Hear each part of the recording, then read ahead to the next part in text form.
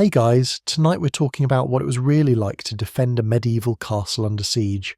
Here's something that will twist your understanding of castle warfare. 90% of sieges never saw a single ladder hit the walls. Defenders didn't die heroically fighting off attackers in Hollywood-style battles.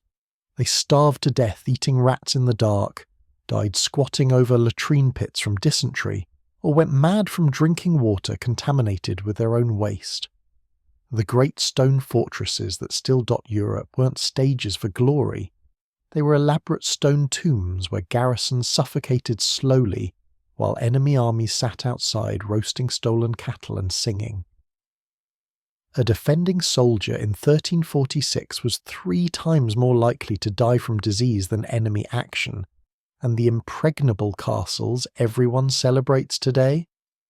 Most surrendered without a fight once the well water started tasting like sewage and children began dying at a rate of 5 per day. The real question wasn't whether defenders would hold out. It was whether they'd survive long enough to surrender. Dear viewers, our big goal is to reach 1,000 subscribers on this channel, and with your support we can achieve it. Only on our channel will you find such interesting and unique stories about history. Subscribe so you don't miss them. We're sincerely grateful to everyone who helps us achieve this goal. Also, write in the comments where you're watching from and what time it is. I'm always curious to see people from all over the world brought together by a single story. And now, let's move on to today's story. Thomas was 28 and had never seen a cannon. He'd never questioned that France and England would fight forever, borders shifting like tide lines drawn in mud. He knew that stone walls meant safety, the way he knew winter followed autumn. It was simply how the world worked. His 12th year as a soldier had taught him that steel was worth more than silver, that a good sword arm kept you fed, and that lords needed men who could kill without hesitation. The castle where he served as sergeant-at-arms stood on a limestone ridge overlooking the border country, 3 days' ride from anywhere important enough to have a name people remembered. The morning the scouts returned, Thomas was inspecting the eastern curtain wall and mentally cataloguing everything that needed repair. Mortar crumbling between stones in 5 places, merlons chipped from last winter's ice. The wooden hoarding that allowed defenders to drop rocks on attackers below had rotted through in sections, and nobody had replaced it because nobody expected trouble. 12 years of relative peace had made everyone lazy. The garrison had drilled last month for the first time in 6 months, and half the men had forgotten basic formations. He saw the riders coming from 2 miles out, pushing their horses harder than you'd push them unless the news was bad. Dust rose behind them in the still September air. Thomas counted 3 riders when there should have been 5. Missing scouts meant dead scouts. His hand went to his sword hilt automatically, a gesture that had become unconscious over a decade of service. The scouts reported to Sir William, the castle's commander, but their words spread through the garrison faster than fire through dry thatch. French mercenaries, Welsh auxiliaries who knew the border country, maybe 500 men, possibly more, moving up the valley with siege equipment. 2 days away, maybe 3 if they stopped to forage. The numbers kept changing as the story passed from mouth to mouth, growing larger with each telling until some men swore an army of thousands was descending on them. Sir William called his officers to the great hall within the hour. Thomas stood with 4 other sergeants and 2 knights, while their commander unrolled a map that showed terrain everyone in the room already knew by heart. The enemy force was real. At least 400 professional soldiers led by a Gascon mercenary captain who'd taken 3 castles in France the previous year. They were bringing a trebuchet, possibly 2. They'd already burned 2 villages on their approach, which meant they were serious about staying until the job was finished. The garrison numbered 120 fighting men. 60 were professional soldiers who trained regularly and knew their business. The other 60 were local men with minimal training, farmers and craftsmen who could hold a spear in formation but had never killed anyone. Against 400 professionals, that number was bad, Against 400 professionals with siege engines and no fixed timeline, it was worse. Sir William's voice stayed level as he outlined their situation, but Thomas watched the commander's hands grip the table edge hard enough to whiten his knuckles. The nearest friendly force was garrisoned 60 miles north, and with harvest season underway, no lord was going to strip his lands of soldiers to rescue a border castle of marginal strategic value. They were on their own. The castle had provisions for maybe 4 months if carefully rationed, assuming no more than the usual garrison size. The problem was the civilians. People were already flooding toward the castle from the surrounding villages. Families with carts piled with everything they owned. Farmers driving livestock before them. Old people and children who couldn't move quickly being carried or dragged along. Standard procedure was to shelter local populations during raids, but raids lasted days or weeks, not months. A siege meant hundreds of extra mouths eating through supplies meant for 120 men. Sir William sent riders to turn people away, but the riders came back reporting that villages were already empty, homes already burning on the horizon. The enemy advance force was destroying everything in their path, ensuring no one could shelter anywhere except behind castle walls. By evening, over 200 civilians had crowded into the castle grounds. They kept coming through the night, women clutching infants, men leading pack animals loaded with grain sacks, children crying with exhaustion and fear. Each new arrival meant the food would last fewer days, the water would strain under greater demand, and the space inside the walls would compress into something uglier and more desperate. Thomas walked the walls after midnight, unable to sleep despite exhaustion that made his bones ache. The autumn air carried smoke from burning fields. Orange light flickered on the southern horizon, where villages he'd visited a dozen times were being systematically destroyed. The enemy was sending a clear message. Nowhere was safe except what could be defended, and what could be defended would become a prison. He examined the defences with fresh eyes, seeing them as an attacker would. The outer palisade, a wooden wall that encircled the approach to the main gate, would burn easily. Fire arrows would reduce it to ash within hours. The main curtain wall stood 30 feet high and 12 feet thick at its base, built from local limestone that had weathered 200 years of wind and rain. Strong, but not perfect. The mortar had gaps. The foundation showed signs of settling on the eastern side where the limestone ridge dropped away sharply. A good engineer would spot the weakness in a day.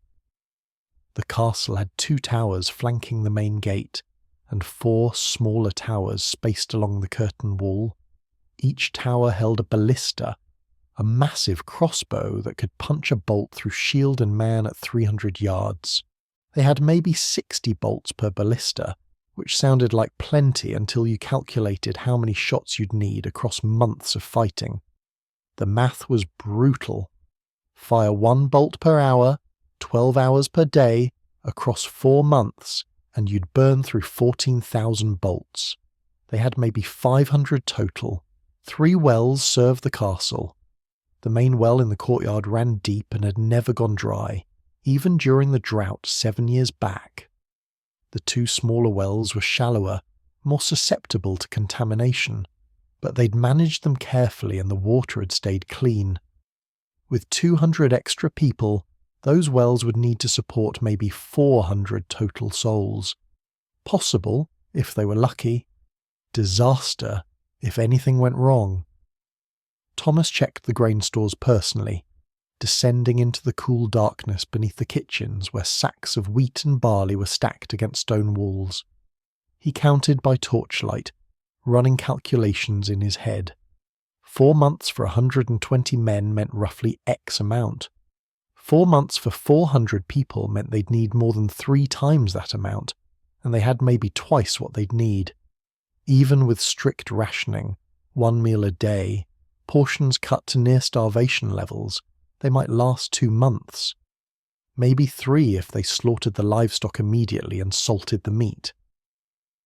The blacksmith was already working when Thomas emerged from the grain cellars. Sparks flew in the pre-dawn darkness as hammers shaped iron into arrowheads. The smith had apprentices heating metal, sharpening blades, repairing mail shirts with broken links. A sword with a cracked tang got melted down for raw material. Everything that could be turned into something useful for defence was being repurposed. Decorative iron gates became spear points. Cooking pots became helmets. The transformation was happening at frantic speed because everyone understood time was the resource they couldn't manufacture. Women organised themselves without being asked. They hauled stones from the quarry pit outside the walls, building stockpiles on the battlements for defenders to drop on attackers. They rendered fat from slaughtered animals, preparing it for defensive fires. They set up a hospital area in the Great Hall, laying out straw pallets and organising the castle's limited medical supplies, mostly bandages, some cauterising irons, wine for cleaning wounds, and prayers. One old woman who'd helped birth half the children in the valley began training younger women in basic wound care, speaking in a matter-of-fact voice about how to pack a puncture wound and when amputation was the only option. Sir William addressed the entire garrison and civilian population at dawn from the castle steps. His speech was mercifully brief. The enemy was coming. They would defend. Everyone had a role. Soldiers would fight. Civilians would support them, hauling water, moving supplies, caring for wounded, maintaining fires, preparing food. Anyone who couldn't contribute would be given the hardest job of all, staying out of the way.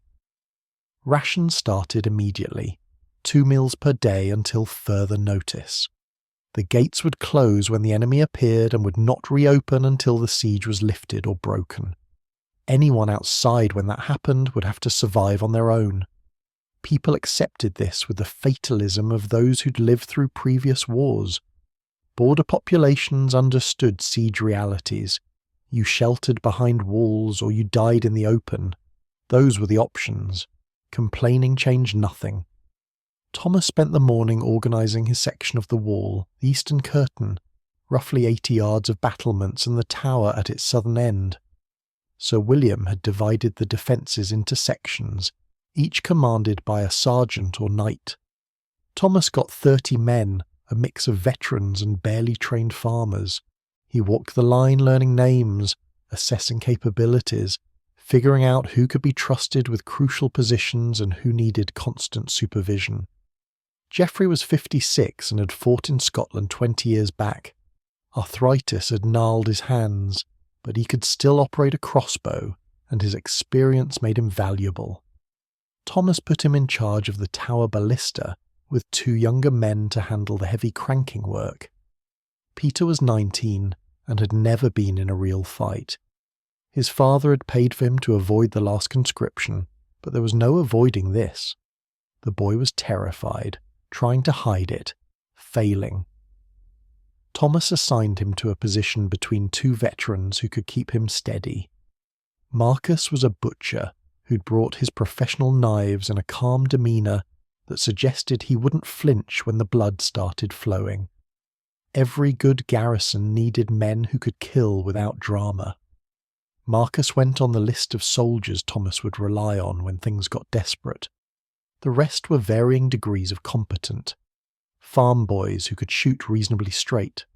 Older men who'd forgotten more about fighting than the young ones had learned. A few who'd drunk themselves stupid for years and were now sobering up fast in the face of approaching violence. Thomas worked with what he had, drilling them on basic procedures, how to load and fire a crossbow efficiently, how to push away scaling ladders, how to work in pairs so one man could rest while another stayed alert. By midday, refugees had stopped arriving. The gates stood open, but no one else appeared on the road. That meant the enemy advance forces had cut off all approach routes. The castle was isolated. Whatever happened now would happen without outside help or interference. The realization settled over the garrison like physical weight. Sir William ordered the gates closed at sunset. The massive oak doors, iron-banded and thick as a man's torso, swung shut with a boom that echoed off the surrounding hills. The bar dropped into place, a tree trunk-sized piece of timber that would take a battering ram hours to splinter. Smaller postern gates around the perimeter were likewise barred. The castle was sealed. Thomas stood on the eastern wall as darkness fell, watching the countryside disappear into shadow. He'd defended fortifications before, a palisade fort in Scotland, a river crossing in Wales, but never a full castle under formal siege. The difference was significant. Raids were sharp and brutal but brief. Sieges were slow strangulation. They tested endurance more than courage, and endurance was harder to maintain than momentary bravery. He thought about his wife, Emma, who'd fled to her sister's house 3 days ago when the first rumours of enemy movement reached the village. She'd wanted him to come with her, to abandon his post and run. He'd explained why he couldn't. Desertion meant hanging, and besides, someone had to hold the walls or everything collapsed. She'd accepted this with the same fatalism the other civilians showed, kissing him goodbye like it might be the last time, and maybe it would be. That was the reality of soldiering in 1346. You took your pay, you did your job, and you hoped to survive long enough to spend what you'd earned. The enemy campfires appeared around midnight. First a few scattered points of light, then dozens, then hundreds forming a rough semicircle around the castle's southern and western approaches. They stayed well outside arrow range, professional and cautious. Thomas counted fires and multiplied by estimated soldiers per fire, coming up with numbers that range from 600 to 800 depending on his assumptions. Whatever the exact count, the attackers outnumbered the defenders by at least 5 to 1, possibly more. A runner brought word from Sir William. All section commanders to the Great Hall immediately. Thomas left his second-in-command in charge and descended from the walls. The meeting was grim. Scouts who'd observed the enemy camp reported organised preparation, supply wagons, engineer corps, siege equipment under construction. This wasn't a raid or a quick assault. The enemy had come prepared for months of work. Sir William's orders were simple. Conserve everything, waste nothing, prepare for a long fight. Sleep in shifts, stay alert. The real battle would begin tomorrow when the enemy revealed their intentions. Thomas returned to his section and briefed his men, keeping his voice calm and his message clear. They'd face bombardment soon. Stones would fall. Some of them would die. Their job was to make the enemy pay maximum cost for minimum gain. Every day they held was a victory. Every attacker killed was one fewer soldier to breach the walls later. Questions were few because most men knew the situation as well as he did. He tried to sleep in the small guard room attached to his tower, lying on a straw pallet with his armour still buckled on. Sleep came in fragments, interrupted by sounds. Distant shouts from the enemy camp, nervous footsteps from sentries above, the creak of the walls settling. At some point exhaustion dragged him under completely, and he dreamed of Emma and a house they'd talked about building someday when the wars were finally over, which everyone knew would be never. Dawn came with ram's horn blasts from the enemy camp, the ancient signal of siege beginning. Thomas jolted awake and climbed to the battlements. What he saw made his stomach drop. During the night, the enemy had moved their camp closer, pushing right to the edge of bow range. Engineers had begun constructing the first siege engine, a trebuchet frame already rising against the grey morning sky. Work crews moved with practised efficiency, hammering, lashing beams together, assembling the massive counterweight system that would soon be hurling stones at the castle walls. The siege had begun. Everything that happened next would determine whether the castle stood or fell, whether the garrison lived or died, and whether Thomas would ever see his wife again. He gripped the cold stone of the battlement and watched the enemy work, counting hours until the first stone would fly. The enemy force materialized in full daylight like a carefully orchestrated revelation. What had been shadowy movements and scattered campfires transformed into organized military might sprawling across the valley floor. Thomas counted banners from the eastern tower, 16 distinct standards, which meant multiple mercenary companies operating under unified command. The intelligence reports had estimated 400 to 500 men. Reality delivered at least 800, possibly closer to 1,000 when you factored in camp followers and support personnel who could fight if needed. The mercenary captain's pavilion went up first, a massive tent striped in red and gold that announced wealth and confidence. Around it, the camp took shape with geometric precision. Supply wagons formed defensive squares. Latrine trenches were dug downwind from the main encampment. Horse lines stretched along the eastern flank where cavalry mounts could graze on grass not yet trampled or burned. This wasn't an army that expected quick victory. These were professionals settling in for methodical work. Bernard de Marche emerged from his pavilion mid-morning, recognizable even at distance by the quality of his armour and the cluster of officers that orbited him constantly.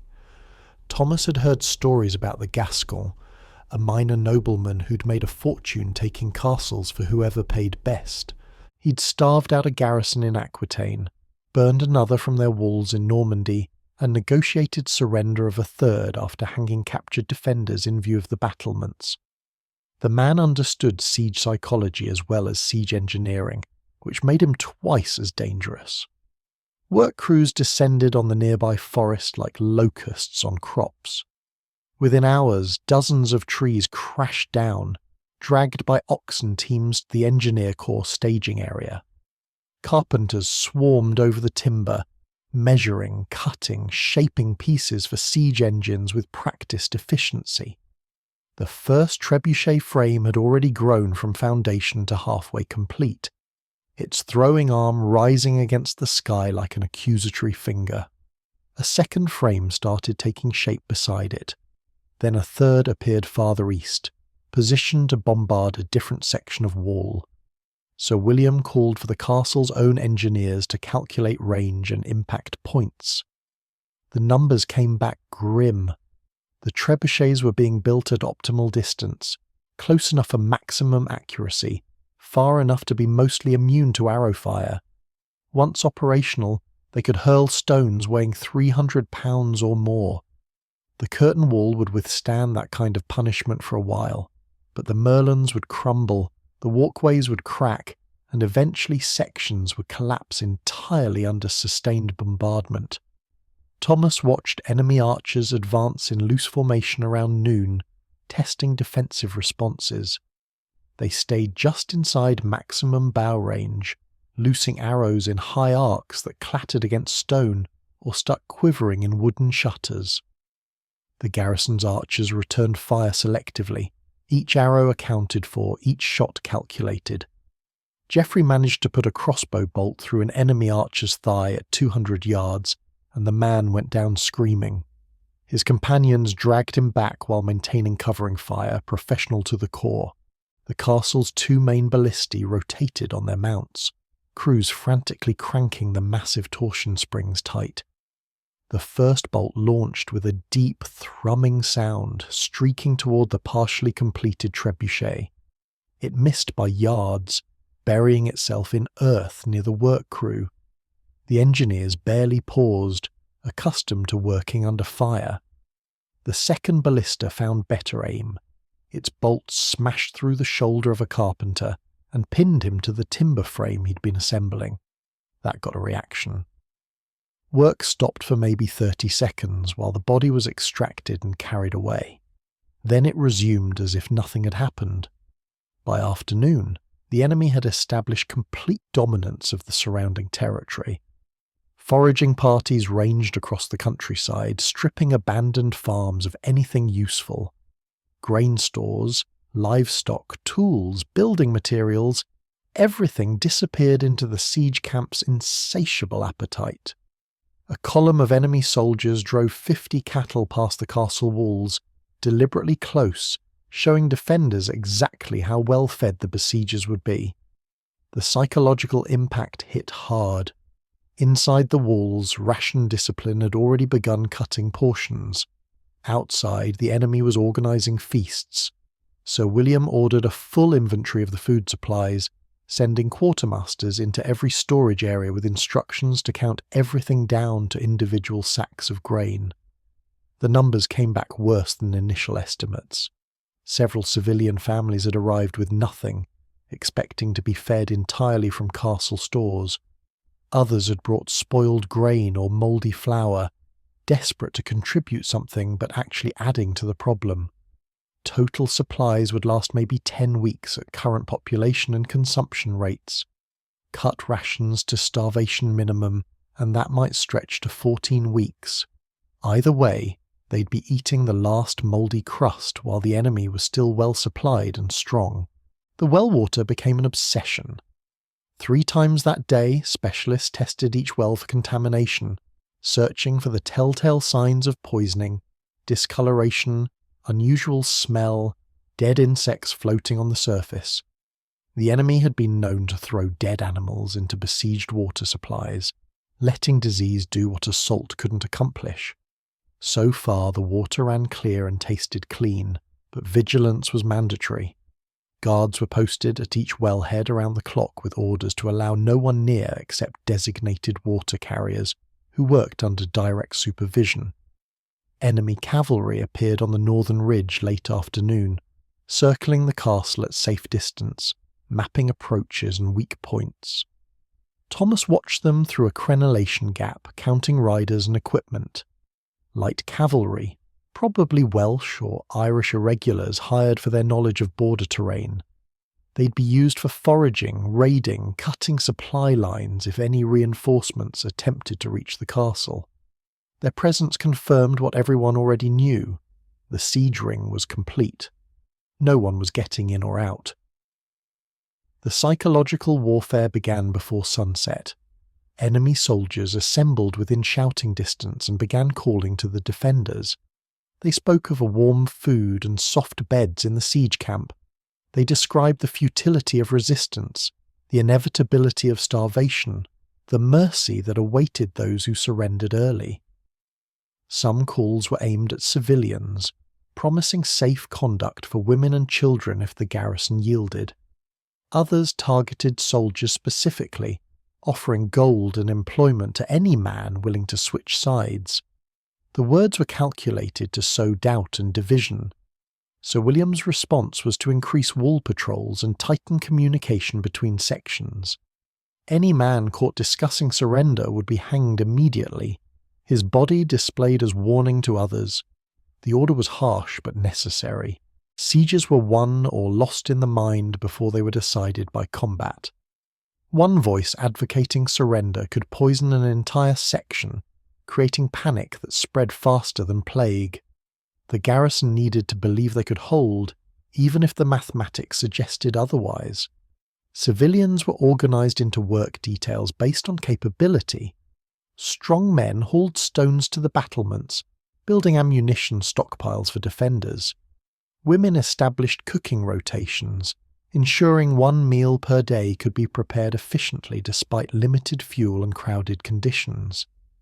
Children were tasked with carrying messages between sections, their small size and speed making them ideal runners.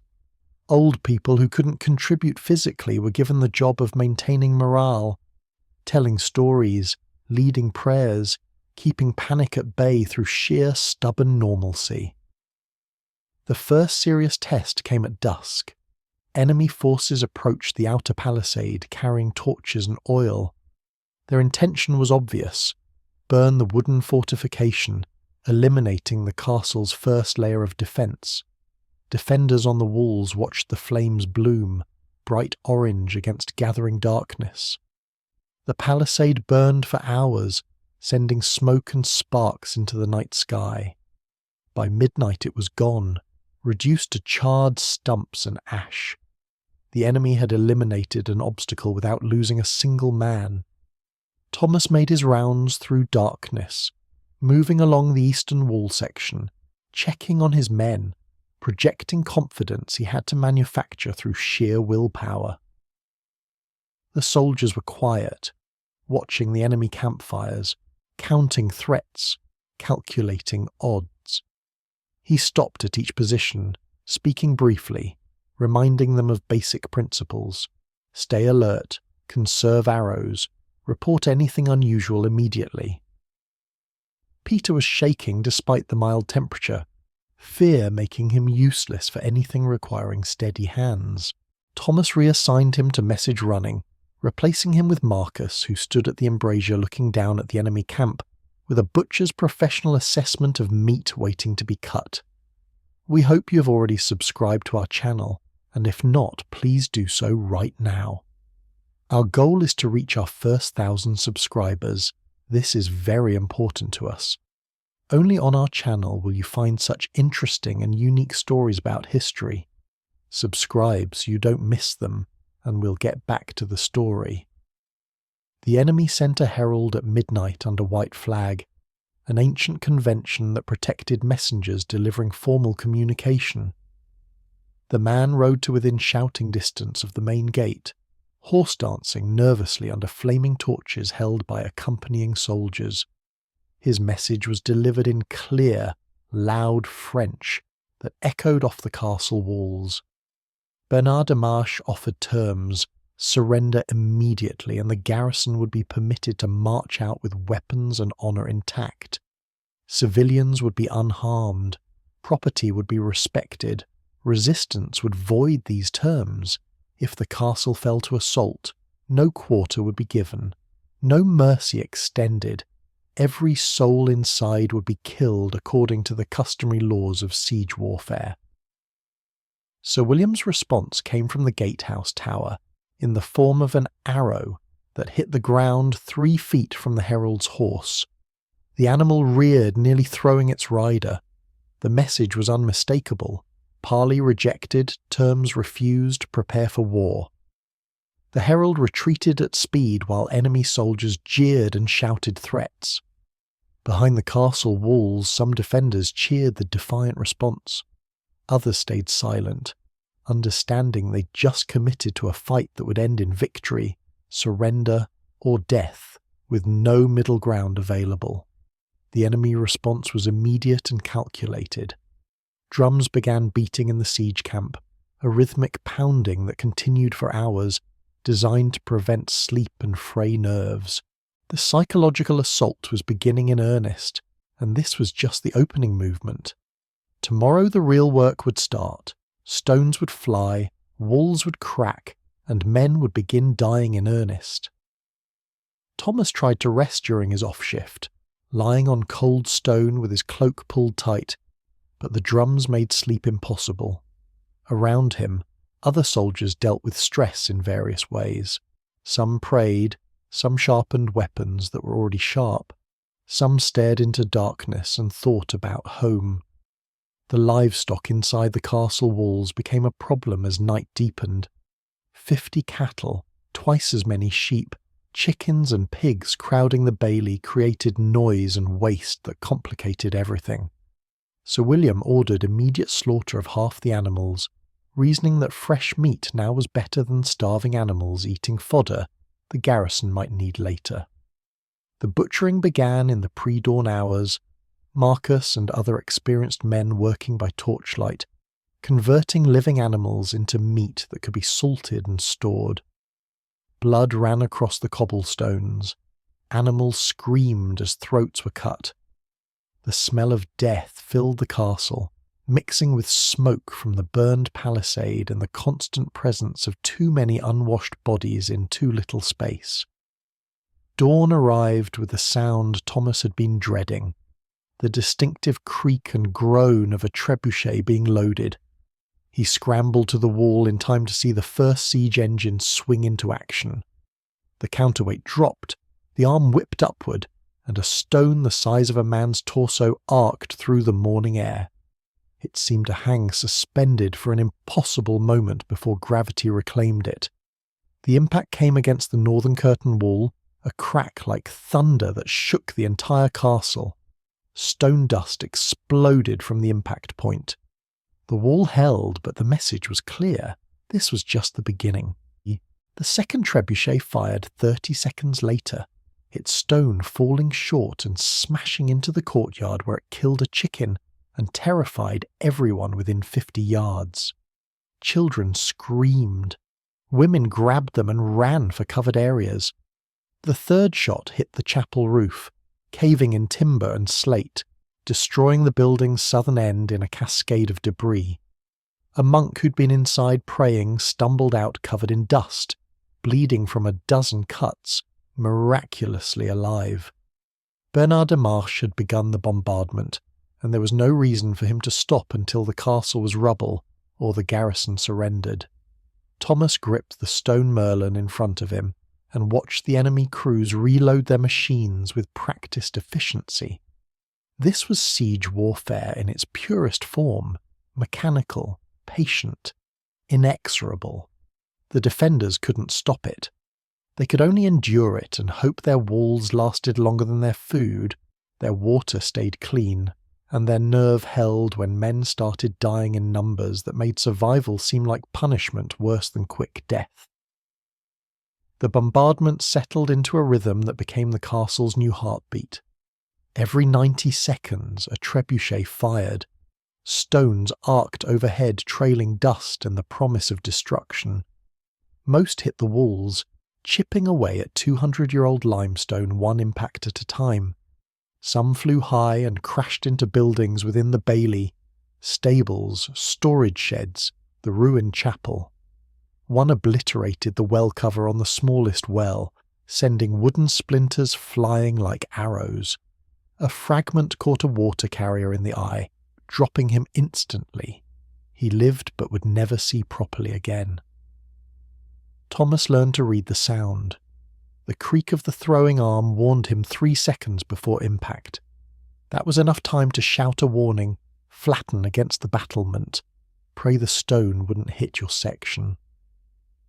The crashes became background noise by the second day, constant as rain, just as erosive.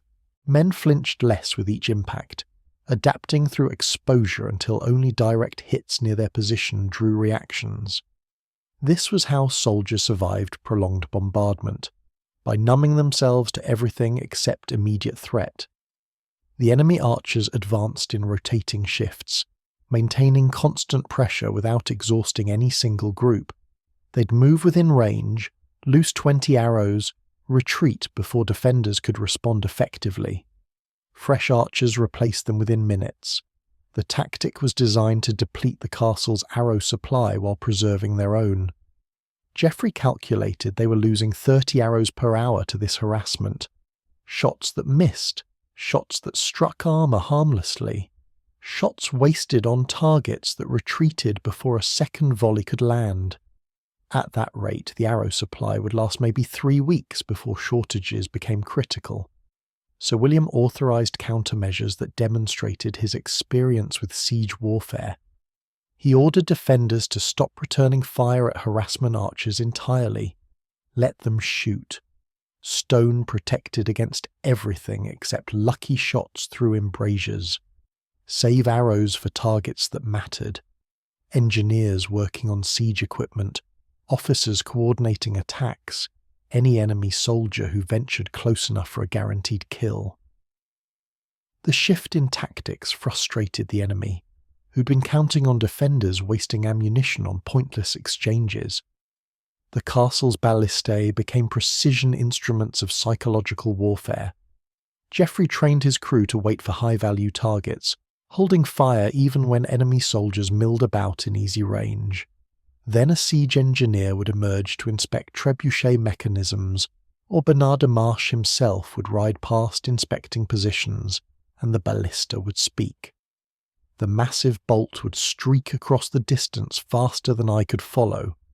An engineer's chest exploded as the bolt punched through and buried itself in earth beyond. A horse collapsed as a bolt shattered its spine, throwing its richly armoured rider into the mud. Each kill was tactical rather than numerous, but the psychological impact carried weight. Nowhere was truly safe, even at distance the defenders supposedly couldn't reach. By the third day, the northern wall's battlements looked like broken teeth. Merlons had crumbled into rubble. Whole sections of the protective parapet were gone, forcing defenders to crouch behind improvised barriers of piled stone. 2 soldiers died when a boulder hit the wall directly beneath their position, the impact travelling through limestone and buckling the walkway. They fell 30 feet into the bailey, one dying on impact, the other screaming with a shattered spine until someone gave him enough wine to drown the pain, and waited for death to finish the job. The enemy tried their first night assault on the 4th evening, coming quietly through darkness with scaling ladders and muffled equipment. Sentries spotted them at 50 yards, movement against starlight, the soft scrape of ladders being positioned. Thomas was sleeping in the guard tower when the alarm sounded. He grabbed his sword and reached the wall in time to see ladders rising against the eastern curtain, like skeletal fingers reaching for purchase. The defenders responded with brutal efficiency, born from drills and desperation. Boiling water went over first, cauldrons of it that had been heating all evening specifically for this purpose. The screams started immediately as superheated water found gaps in armour, soaked through padding cooked flesh. Men fell from ladders clutching faces that would never heal properly. Those who kept climbing met the forked poles, long wooden implements designed to push ladder tops away from walls. Thomas grabbed a pole and shoved with 3 other men, leverage and weight sending a ladder backward. It toppled with 10 men clinging to it, all of them crashing down in a tangle of bodies and breaking bones. 3 ladders made contact despite these efforts. Enemy soldiers swarmed upward with commendable courage and terrible timing. They reached the top just as defenders were ready with swords, axes, and absolute determination to hold their ground. Thomas met the first man over the wall with a shield bash that broke the soldier's nose and sent him reeling backward. The second attacker had his throat open by a sword thrust from Marcus, who moved with a butcher's economy. No wasted motion, just the blade where it needed to be. Blood sprayed across the battlement stones. The fighting compressed into a series of small, vicious melees along the wall's length. Defenders had the advantage of position and desperation. Losing the wall meant losing everything. Attackers had numbers and professional training, but they were climbing into a death funnel where superior skill mattered less than willingness to kill at close range.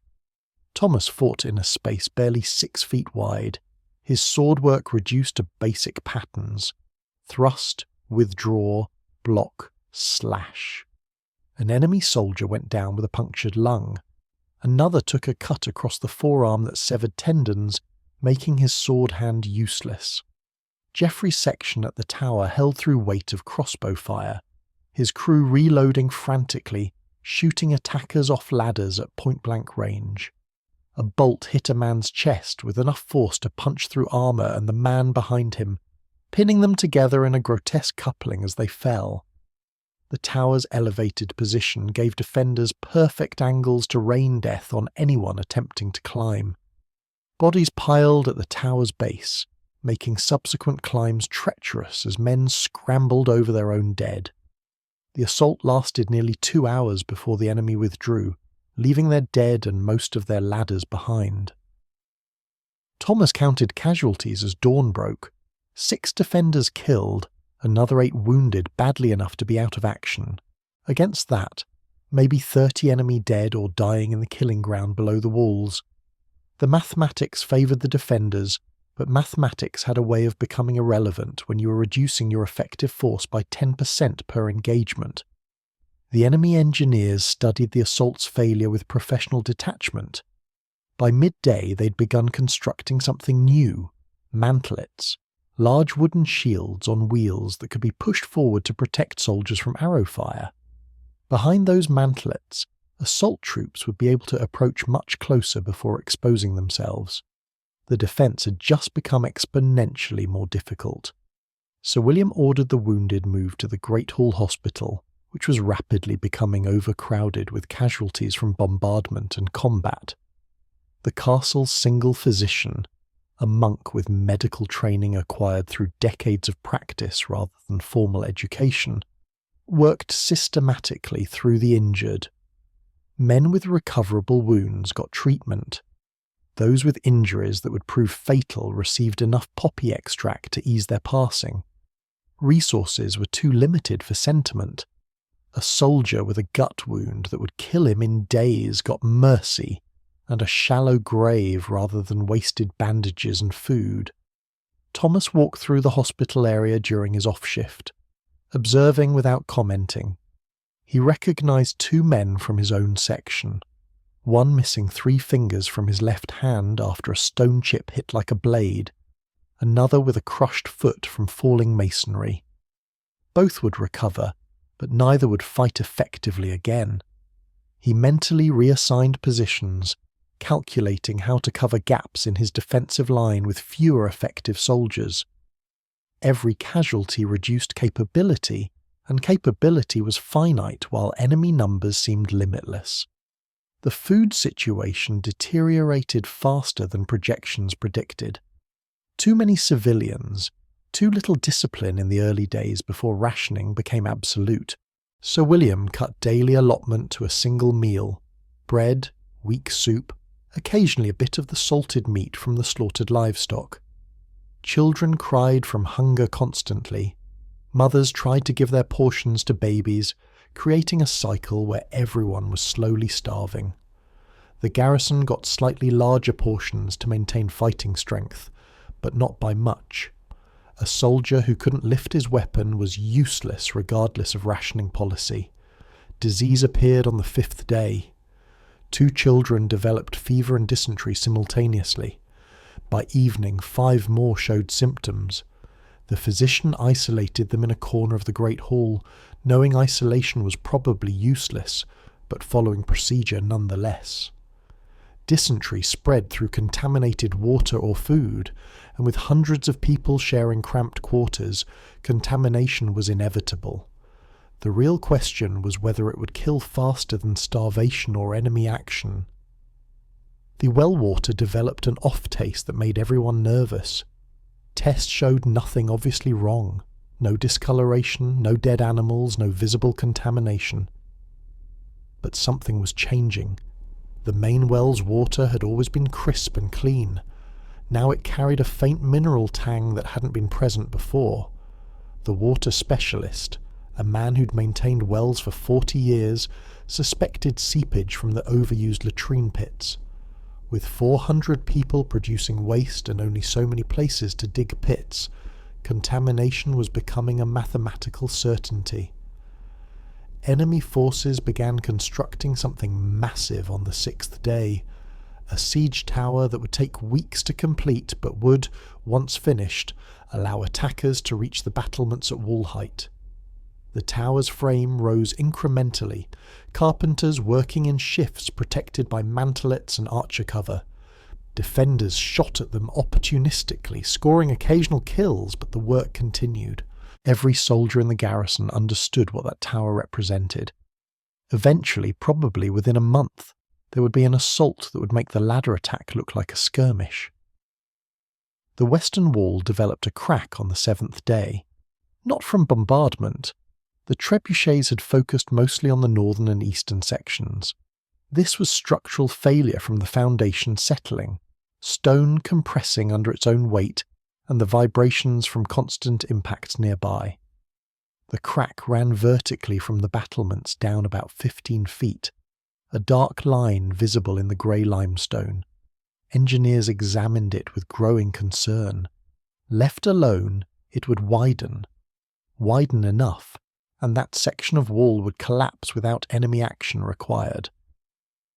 Sir William authorised emergency repairs, masons working on scaffolds to pack the crack with mortar and reinforce the surrounding stone. The work was dangerous, performed under occasional bombardment and archer harassment. A mason took an arrow through the shoulder and fell 20 feet, breaking both legs on impact. His screams brought the physician running, but there was little to be done except set the fractures, and hope infection didn't set in. The man would never walk properly again, adding another mouth to feed without contributing labour. Thomas began noticing changes in his soldiers that worried him more than enemy action. Some were becoming reckless, volunteering for dangerous duties with the enthusiasm of men who'd decided death was preferable to prolonged suffering. Others withdrew into themselves, performing duties mechanically, but showing no initiative or awareness beyond immediate orders. A few showed signs of the siege madness that sometimes infected defenders, believing the walls would never fall, that supplies would miraculously appear, that relief forces were definitely coming. These delusions were dangerous because they prevented realistic assessment of deteriorating situations. Peter was the first to truly break. During a bombardment on the 8th day, a stone hit near his position, and the boy simply curled into a ball, hands over his head, whimpering. Thomas found him like that 10 minutes later, unresponsive to orders or threats. He tried slapping sense into the boy, literally striking his face hard enough to leave marks, but Peter just stared with empty eyes.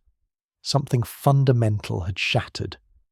Thomas reassigned him to the kitchen area where oversight was constant and the work didn't require courage, just mechanical repetition. The enemy demonstrated their patience by constructing a third trebuchet farther west, ensuring they could bombard any section of wall from multiple angles. This new engine was larger than the others, its frame rising to nearly 40 feet. The counterweight alone required a work crew of 20 men to assemble.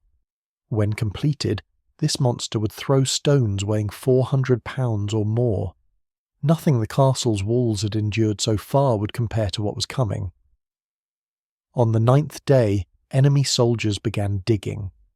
Thomas spotted the excavation work from his tower position, men with picks and shovels working behind mantelet protection, piling dirt in systematic fashion. They were mining, tunnelling toward the walls, planning to dig beneath the foundation and collapse an entire section through controlled demolition. The technique was ancient and effective. Defenders could countermine, but that required digging their own tunnels blindly, hoping to intercept enemy sappers before they reached the wall. It was brutal work in confined darkness, where men died from cave-ins as often as combat. Sir William committed 30 men to countermining operations. They started digging from the basement of the tower nearest the enemy excavation, tunnelling outward through earth and limestone bedrock. Progress was measured in feet per day. The work was claustrophobic nightmare. Men crawling through tunnels barely wide enough for shoulders, breathing stale air thick with dust, never knowing if the next pick strike would break through into an enemy tunnel full of armed soldiers. The psychological weight began crushing morale by the 10th day. 2 soldiers deserted during the night, lowering themselves from the wall with ropes and running for the enemy camp. Whether they made it, were killed by their own side for desertion, or died trying to cross the enemy lines, no one knew. Their absence created gaps in the watch rotation and spread poison through the garrison. If experienced soldiers were abandoning the defence, how could anyone believe survival was possible? Thomas filled the gaps by extending shifts and demanding more from fewer men. His section was down to 24 effective fighters from the original 30. He drove them harder, permitted less rest, accepted no excuses. The approach kept them functional, but accumulated exhaustion that made mistakes inevitable. A sentry fell asleep during watch and tumbled from the wall, breaking his neck. Another dropped a crossbow that fell 30 feet and shattered against stone, destroying a weapon that couldn't be replaced. The first tunnel contact happened on day 12. Counterminers broke through into an enemy tunnel at roughly 20 feet depth. Fighting erupted in darkness barely broken by torches, men swinging picks and shovels in spaces where swords were useless. The combat was claustrophobic horror. Thomas sent Marcus down with 5 others to reinforce the tunnel fighters. Marcus came back 4 hours later covered in dirt and blood, reporting 3 enemy dead, 2 of the garrison dead, and both tunnels collapsed from the fighting. The cave-in killed another 2 men who couldn't escape fast enough. Cause of death: buried alive in darkness beneath the castle they'd sworn to defend. The statistics were becoming undeniable. The garrison had started with 120 soldiers. After 12 days, only 87 remained combat effective. Food supplies were half gone, disease was spreading, the walls showed increasing damage, and the enemy had barely committed to serious assault yet. Everything so far was just preparation, testing defences, softening resistance. The real attack would come when Bernard Marsh decided the garrison was sufficiently weakened. That could be days away or weeks, depending on his assessment of when victory became guaranteed rather than merely probable. Thomas stood on the wall at midnight, exhausted beyond simple tiredness, into a state where sleep and waking blurred together. He watched the enemy campfires and did mathematics in his head. Current attrition rate meant the garrison would reach 50% strength in another 12 days. Food would last maybe 4 more weeks. Disease would kill unpredictably but steadily. The walls would eventually fail under bombardment. Relief wasn't coming. No reinforcements, no rescue, no diplomatic solution. They were alone, surrounded, dying incrementally, and the only question was whether they'd still be fighting when the final assault came, or whether hunger and disease would reduce them to helpless victims before steel was even required. Week 3 brought the kind of grinding misery that made quick death seem merciful. The trebuchets fired with metronomic regularity, 16 hours daily, pausing only when darkness made targeting impossible. Entire sections of the northern wall's battlements had ceased to exist as coherent structures. What remained resembled broken teeth in a diseased mouth, jagged limestone stumps, crumbling mortar, gaps wide enough for a man to fall through. The garrison abandoned the most damaged sections entirely, consolidating defenders onto wall segments that still offered protection and firing positions. Thomas's eastern section held better than most, but cracks spiderwebbed through the tower foundation. Each bombardment widened them incrementally. The tower would eventually collapse. Not if, only when. He moved his command post to a more stable position, while engineers shored up the tower with timber bracing that everyone understood was temporary prayer rather than permanent solution. The wood groaned under load. Stone shifted microscopically. Everyone waited for catastrophic failure. Food rations shrank to portions that sustained life without providing energy for anything beyond basic function. The single daily meal became a bowl of thin soup with a crust of bread if supplies allowed. Children stopped crying from hunger because they lacked strength for tears. Women became skeletal within days, their bodies consuming reserves that didn't exist. Men moved with the mechanical slowness of those operating on will rather than sustenance. The garrison looked like corpses defending a tomb, which wasn't far from truth. The dysentery spread through the civilian population like fire through drought-dead grass. 20 cases became 50. 50 became 100. The Great Hall Hospital overflowed into the courtyard where the sick lay on straw pallets under makeshift canvas shelters. The physician gave up on treatment and focused on containment, isolating new cases, burning soiled clothing, rationing the diminishing supply of clean water for those with any chance of recovery. Bodies accumulated faster than burial details could handle them. The dead were stacked against the inner wall, covered with whatever cloth could be spared, waiting for eventual disposal that kept being delayed by more immediate crises. The well water turned brackish on day 17. The taste went from slightly off to distinctly foul, sulphurous and thick, leaving residue on the tongue. Testing revealed what everyone suspected. Latrine contamination had finally reached the main aquifer. The water specialist recommended boiling everything, which required fuel the castle didn't have. Sir William authorised cutting into the emergency timber reserves, beams from damaged buildings, furniture from the Lord's chambers, anything that would burn. The courtyard became a forest of small fires tended by civilians boiling pots of questionable water that might be marginally safer than drinking it straight. Disease killed its first soldier on day 18, a veteran named Robert who'd survived Scottish campaigns and Welsh raids only to die squatting over a latrine pit, intestines turning liquid, body dehydrating faster than contaminated water could replenish it. His death terrified the garrison more than combat casualties because disease killed randomly, indifferent to skill or experience. You couldn't block it with a shield or cut it down with a sword. It just crept through the castle, turning strong men into dying husks. The enemy completed their massive trebuchet on day 20. The first shot from the monster engine hit the northern wall with an impact that shook the entire castle.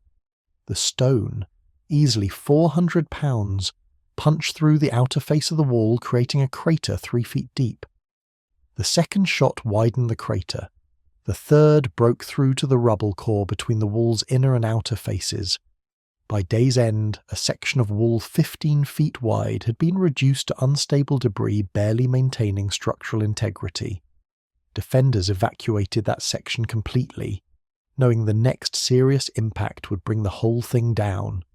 Sir William committed his remaining engineers to emergency reconstruction. They couldn't rebuild the wall. That required months and resources the castle lacked. Instead, they built a barricade behind the damaged section, using stones scavenged from collapsed buildings, timber from the dwindling reserves, and earth packed into anything that would hold it. The result was ugly and weak compared to proper fortification, but it filled the gap and gave defenders something to fight behind when the wall finally collapsed. Marcus died on day 21 during a bombardment that hit the eastern wall directly beneath his position. The impact didn't kill him. The fall did, 30 feet straight down onto cobblestones. He landed head first with a crack audible across the bailey. Thomas found him minutes later, skull crushed, blood pooling in the mortar gaps between stones.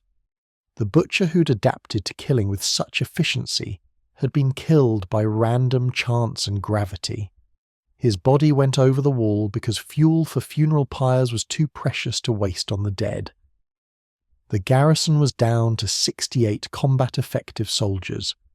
Thomas's section had 17 men left, most of them operating on exhaustion and starvation that made quick reactions impossible. Geoffrey's arthritis had worsened to the point where his hands couldn't grip a crossbow properly.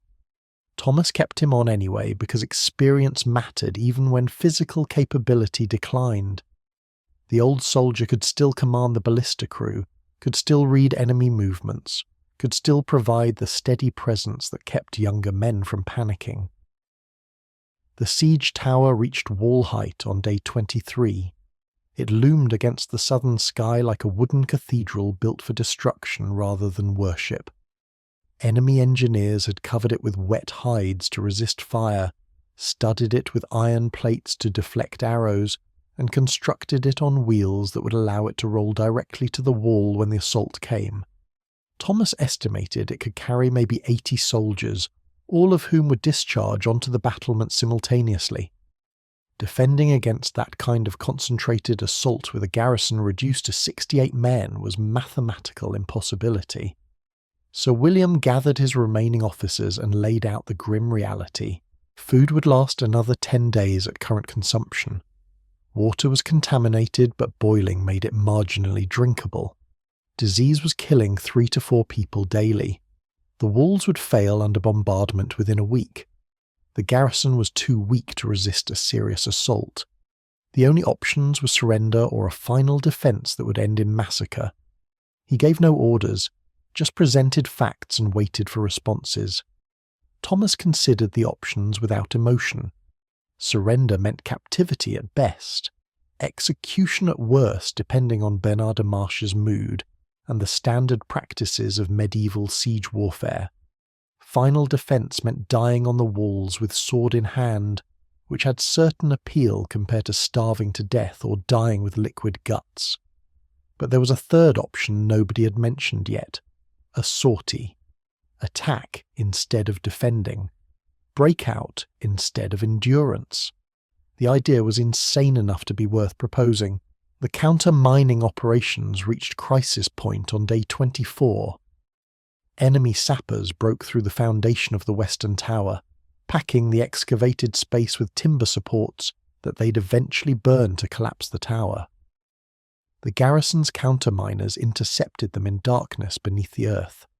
Fighting erupted in tunnels where men crawled over each other to reach enemies they could barely see. Picks and shovels became weapons. Torches were dropped and extinguished, plunging the combat into absolute blackness. Men died by feel, stabbing at sounds and movement. The tunnel combat lasted 3 hours before both sides withdrew, leaving their dead in the darkness because retrieving bodies meant exposing more men to ambush. The garrison lost 6 fighters. The enemy probably lost similar numbers, but they could replace losses while the garrison couldn't. The tower foundation was now compromised regardless of who controlled the tunnels. When the enemy chose to burn the timber supports, the western tower would collapse and take a section of wall with it. Rats appeared in the castle in numbers that suggested the food stores were being accessed by more than human mouths. Soldiers set traps and discovered the rodents had chewed through barrels and sacks, consuming grain and fouling what they didn't eat. Sir William ordered the remaining supplies moved to the tower chambers, where stone walls and elevated positions made rat access more difficult. In the process of moving stores, quartermasters discovered more spoilage: mouldy flour, weevil-infested grain, salted meat that had somehow gone rancid despite the salt. The 10 days of remaining food became 7 days, then 5. The enemy demonstrated their total control of the surrounding territory by driving a herd of fresh cattle past the castle walls within arrow range, deliberately taunting starving defenders with the smell of well-fed livestock. Some archers wanted to shoot the animals, but Sir William forbade it. Wasting arrows on cattle that would just feed the enemy was pointless spite. Better to save the ammunition for the assault that was obviously coming soon. A child died on day 26, a girl maybe 7 years old whose mother had already died of dysentery 2 weeks earlier. The girl simply stopped eating, stopped drinking, stopped responding to anyone's attempts at care. She died quietly in a corner of the Great Hall, unnoticed until someone stumbled over her cooling corpse. Her body went onto the pile with the others, anonymous in death as she'd become in the final days of her life. Nobody knew her name. Nobody claimed relation. She was just another casualty in a siege that was consuming everyone. The garrison began showing signs of siege madness in earnest. A soldier claimed he could hear his dead brother calling from outside the walls. Another insisted reinforcements were definitely coming, had been seen on the horizon, would arrive tomorrow for certain. A third became convinced the enemy had already breached the walls and was fighting invisible battles against imaginary opponents. Thomas had the worst cases restrained and sedated with the remaining poppy extracts, but the supply of medicinal narcotics was nearly exhausted. Soon the mad would just be mad without pharmaceutical intervention, which would create discipline problems the garrison couldn't afford. Peter surprised everyone by finding purpose in caring for the sick. The boy who'd broken during combat proved capable of tending dying children and cleaning waste from dysentery patients with steady hands and unexpected compassion. Thomas observed this transformation without fully understanding it, but recognized utility. Peter was contributing again, which mattered more than analyzing why.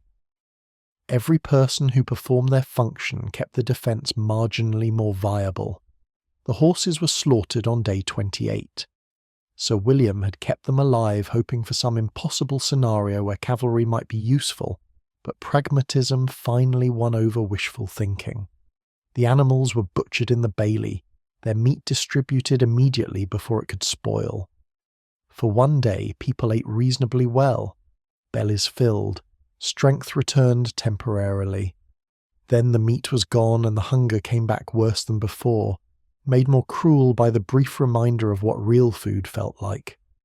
Jeffrey collapsed during watch on day 29, his body simply giving out after weeks of insufficient food and constant stress.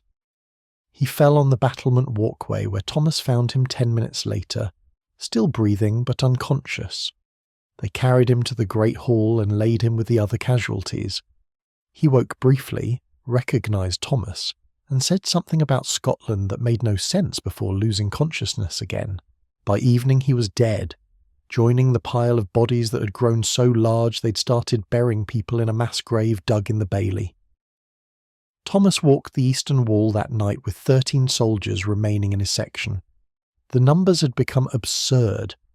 13 men to defend 80 yards of battlements against hundreds of attackers. The mathematics didn't work.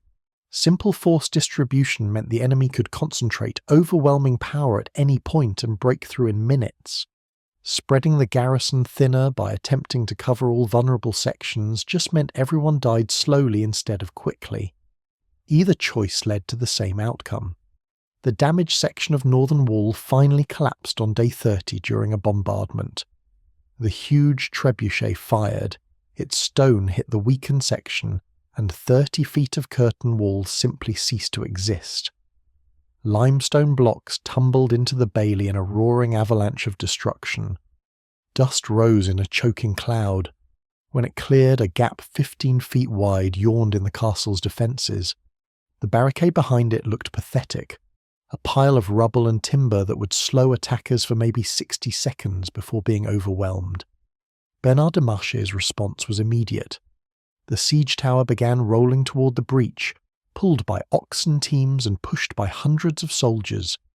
Behind it came assault troops with ladders, grappling hooks, battering rams for the gates. This was the main attack, the final push, the culmination of a month's preparation. The enemy had decided the garrison was sufficiently weakened. Time to finish the job. Sir William called every remaining soldier to arms. 61 men assembled in the Bailey, a force so depleted it resembled a ceremonial guard more than a combat garrison.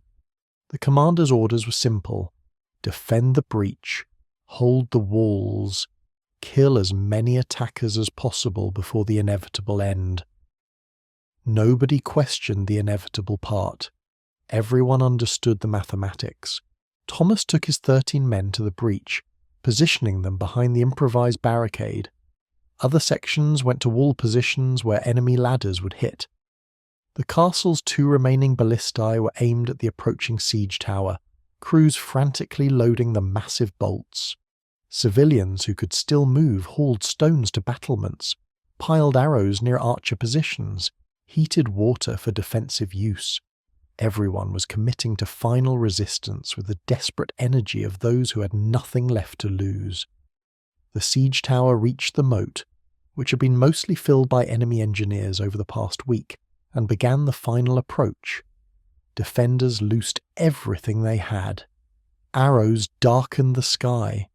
Ballista bolts punched through the tower's wooden walls. Fire arrows set some of the wet hides smouldering. But the tower kept coming, inexorable as death itself, carrying soldiers who would soon pour onto the walls in numbers the garrison simply couldn't resist. Thomas gripped his sword and waited behind the barricade at the breach, watching the tower approach, counting the seconds until combat began. Around him, his remaining men prepared with the mechanical movements of exhausted soldiers who'd done this too many times. This was siege warfare's final stage, the moment when all the preparation, all the suffering, all the incremental dying culminated in concentrated violence that would determine who lived, who died, and who got to walk away from the ruin. The answer was probably nobody, but they'd make the enemy pay for every yard of stone, every foot of battlement, every life taken from the garrison that had held 30 days against impossible odds. The siege tower's drawbridge dropped at dawn with a crash that echoed off the surrounding hills. Enemy soldiers poured across the gap onto the northern battlements, hitting the wall 20 men deep in the first wave. Sir William's defence section met them with a desperation that transcended technique. Shields locked, swords stabbing upward at throats and faces, men pressing forward even as they died to prevent breakthrough. The fighting compressed into a corridor of meat and screaming barely 10 feet wide. Thomas's breach position took the second thrust minutes later. Assault troops came through the collapsed wall section in a tide of steel and fury, scrambling over rubble that shifted beneath their feet. His 13 men formed a wedge behind the barricade, funneling attackers into a killing zone where numbers mattered less than position. The first enemy soldier to reach the barricade took a spear through the chest from one of Thomas's men. The second died from a sword thrust that opened his belly. The third made it over the barrier before Thomas's blade found the gap between helmet and mail, severing everything vital in the neck. Ladders hit the eastern wall in 5 places simultaneously. Defenders rushed to meet each point, spreading the already thin garrison even thinner. A ladder team reached the top before anyone could respond. 3 enemy soldiers made the battlements and carved space for others to follow. The section commander, a knight named Richard, threw himself at them with the kind of suicidal courage that came from knowing delay meant total collapse. He killed 2 before taking a spear through the ribs. His body fell backward off the wall, armour clanging against stone all the way down. The ballista crew on the western tower achieved one final moment of glory before being overwhelmed. They rotated their weapon toward the siege tower's interior platform, where enemy reserves waited to cross the drawbridge. The bolt launched at point-blank range, punching through the tower's wooden wall and the 8 men standing in formation behind it. Bodies exploded in a spray of blood and splintered bone. The tower shuddered from the impact. Then enemy archers found the ballista crew, dropping all 4 men with shots that hit throat, eye, heart. The weapon stood silent and unmanned. Thomas's barricade position became a slaughterhouse within minutes. Bodies piled on both sides of the improvised wall, creating obstacles that slowed subsequent waves but also provided cover for attackers. A mercenary made it over the corpse pile and engaged Thomas directly, their swords meeting in a clash that sent vibrations up both arms. The man was fresh, well-fed, operating on full strength. Thomas was starving and exhausted, running on fury alone. He blocked 2 strikes, parried a third, then took a cut across his left shoulder that split mail and carved muscle. The wound was superficial but painful. He killed the mercenary with a thrust that found the armpit gap in armour, then pressed forward over the dying man's body. The northern wall section changed hands 3 times in 15 minutes. Sir William's force pushed back the initial assault at cost of 8 men. Enemy reinforcements surged across the siege tower bridge and reclaimed the position. A desperate counterattack by the remaining defenders, maybe 20 men total, threw them back again. Each exchange reduced both forces, but the enemy had hundreds more soldiers waiting while the garrison had none. Mathematics guaranteed outcome regardless of individual courage. A boulder from one of the trebuchets hit the bailey during the assault, landing among civilians who'd gathered near the hospital area. The stone crushed 6 people instantly, women and children reduced to broken meat and shattered bone.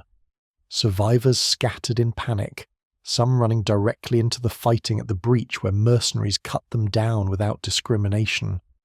A mother carrying an infant took a sword strike that killed them both. An old man stumbled into Thomas's position, confused and bleeding, before an enemy spear found his back. The eastern wall ladder assaults became a grinding exchange where neither side gained permanent advantage. Defenders would push attackers off ladders, creating brief respites before fresh assault troops climbed over their dead companions. The dead piled up at the wall's base until they formed a ramp that actually made climbing easier. One defender, young soldier barely 20, went berserk. throwing himself off the wall onto the enemy below, taking 3 men down with his falling body. His sacrifice bought 30 seconds before the ladders were repositioned. Thomas took a spear thrust to his side during a surge at the breach. The point scraped ribs, penetrated maybe 2 inches, withdrew before doing fatal damage. He felt the hot rush of blood inside his garrison, knew the wound was serious but not immediately fatal. He killed the spearman with a counterstroke that took the man's hand off at the wrist, then the follow-up that opened his throat. The pain was white-hot fire spreading from the wound site. He ignored it because stopping to assess damage meant dying. The breach defenders were down to 8 men. They'd held 30 minutes against waves of attackers, killed maybe 40 mercenaries, created a corpse pile so large it was becoming its own fortification. But exhaustion was winning the battle that valor couldn't. Men were moving slower, blocks coming late, strikes lacking force. Thomas saw one of his soldiers take a mace blow to the helmet that caved in the metal and everything beneath. The man dropped like a puppet with cut strings. Sir William appeared at the breach with the castle's last reserves. 12 men he'd been holding for exactly this moment of crisis. They hit the attacking force from the side, catching mercenaries focused on Thomas's position. The surprise assault broke the enemy momentum. Bodies went down under the concentrated strike. Survivors retreated from the breach, regrouping for another push. The brief respite gave Thomas time to check his wound. Blood was soaking through the gambeson, running down his side, but he could still move and fight. Good enough. The northern wall section finally fell on the assault's 40th minute. Sir William's force had been reduced to 7 men trying to hold against 50. They made a final stand at the tower entrance, backs to stone, surrounded on 3 sides. The commander went down with a sword through his gut, still swinging as he fell. His remaining men died around him within seconds, pulled down by sheer numbers. Enemy soldiers poured into the tower and began descending into the castle proper. Thomas saw the northern position collapse from his vantage at the breach. With the tower taken, enemy forces could now attack the bailey from inside the castle's defences. The garrison was being compressed from multiple directions simultaneously. He pulled his remaining 7 men back from the breach, falling back to a secondary position near the Great Hall. If they were going to die, better to die defending the civilians than holding an indefensible rubble pile. Mercenaries flooded through the northern tower into the bailey. They encountered the first group of civilian refugees huddled near the hospital, old people, sick, children too weak to flee. The massacre was efficient and merciless. Medieval siege law was clear. Cities or castles that resisted to the point of being taken by assault forfeited all rights to quarter. Everyone inside could be killed legally. The mercenaries were simply following standard practice, and practice meant corpses. Thomas formed his final defensive position at the Great Hall entrance with maybe 30 soldiers, everyone still alive and capable of holding a weapon. They created a shield wall 3 men deep, the last organised resistance in a castle that had effectively fallen. Enemy forces gathered in the bailey, regrouping after the bloody assault, preparing to finish what they'd started. Bernard de Marche appeared among them, still mounted, surveying the carnage with professional satisfaction. The siege was effectively over. Now came the slaughter. The assault on the Great Hall began with arrow fire that forced defenders to crouch behind shields. Then assault troops came forward in formation, professional soldiers against starving garrison remnants. The fighting was brief and brutal. Thomas's line held for maybe 2 minutes before enemy numbers forced gaps. Mercenaries poured through, and the formation collapsed into individual combat. Thomas found himself fighting back to back with a soldier whose name he'd never learned, both of them killing and blocking in mechanical rhythm. A hammer blow caught Thomas's wounded side, driving air from his lungs and sending pain through his torso that made vision blur. He staggered but stayed upright, killed the man who'd hit him, turned to face the next attacker. His sword arm was getting heavy. Blocks were coming slower.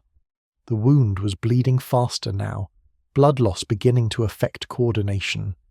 He knew he was dying incrementally with each exchange, but dying while fighting was the only option remaining.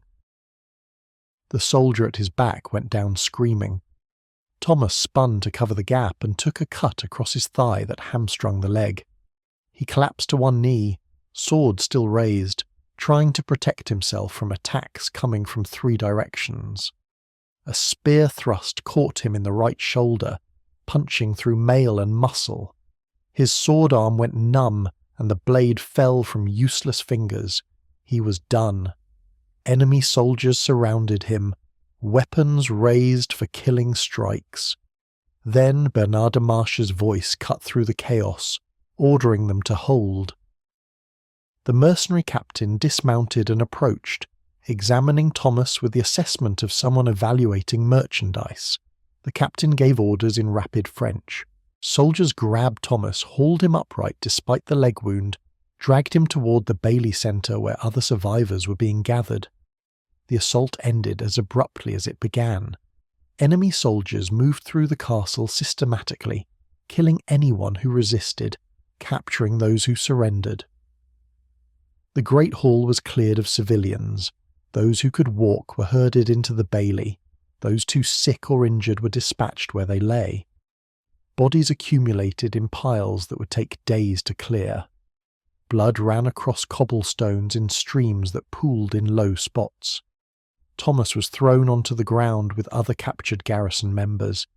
He counted maybe 15 survivors from the original 120 soldiers.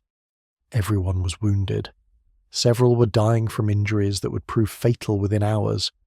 The civilians fared slightly better, maybe 80 survivors from the 200 who'd sheltered in the castle, though many were children who'd be orphaned or enslaved and old people who'd likely die soon from the ordeal. Bernard de Marche addressed the survivors in accented but clear English. The siege was over. The castle had fallen. Under the laws of war, everyone could be legally executed for resisting to the point of assault. However, he was not without mercy. Soldiers who swore service to his company would live. Civilians who could work would be spared. The rest would be sold or killed depending on market conditions for slaves. He gave them until sunset to decide. Thomas lay on cold stone, bleeding from multiple wounds, listening to this offer with the detached understanding of someone beyond caring about outcomes. Swearing service meant becoming a mercenary in the force that had just killed his friends and destroyed his garrison. Refusing meant execution.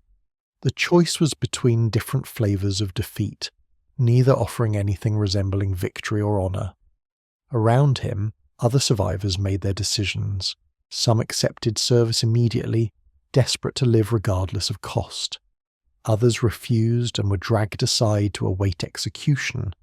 A few were too injured to respond, and were killed where they lay as mercy or convenience depending on perspective. The civilian survivors huddled together, waiting to learn their fates, understanding that everything had changed and nothing would ever return to what it was. The castle that had stood for 200 years was now a tomb containing hundreds of dead. The defence that had lasted 38 days was broken. The garrison that had fought with courage and desperation was scattered, dead, or captured. Thomas had defended his section, held his ground, killed enemy soldiers by the dozen. None of it had mattered. The walls had fallen anyway. The mathematics had worked exactly as predicted. Superior numbers, unlimited time, and professional siegecraft had ground down courage until nothing remained except corpses and survivors who wished they died fighting. Blood continued pooling from Thomas's wounds. His vision was narrowing, consciousness becoming intermittent. He thought about Emma, probably safe with her sister, eventually learning he'd died or disappeared during the siege. She'd mourn, maybe remarry, build a life that didn't include him. That was fine. Better she live than waste years waiting for a dead man to come home. Peter appeared in Thomas's fading vision, the boy somehow still alive, moving among the wounded with water and bandages. He reached Thomas and began working on the wounds with hands that shook but didn't hesitate. The boy who'd broken during combat and found purpose caring for the sick was now trying to save the sergeant who'd slapped him back to functionality weeks earlier.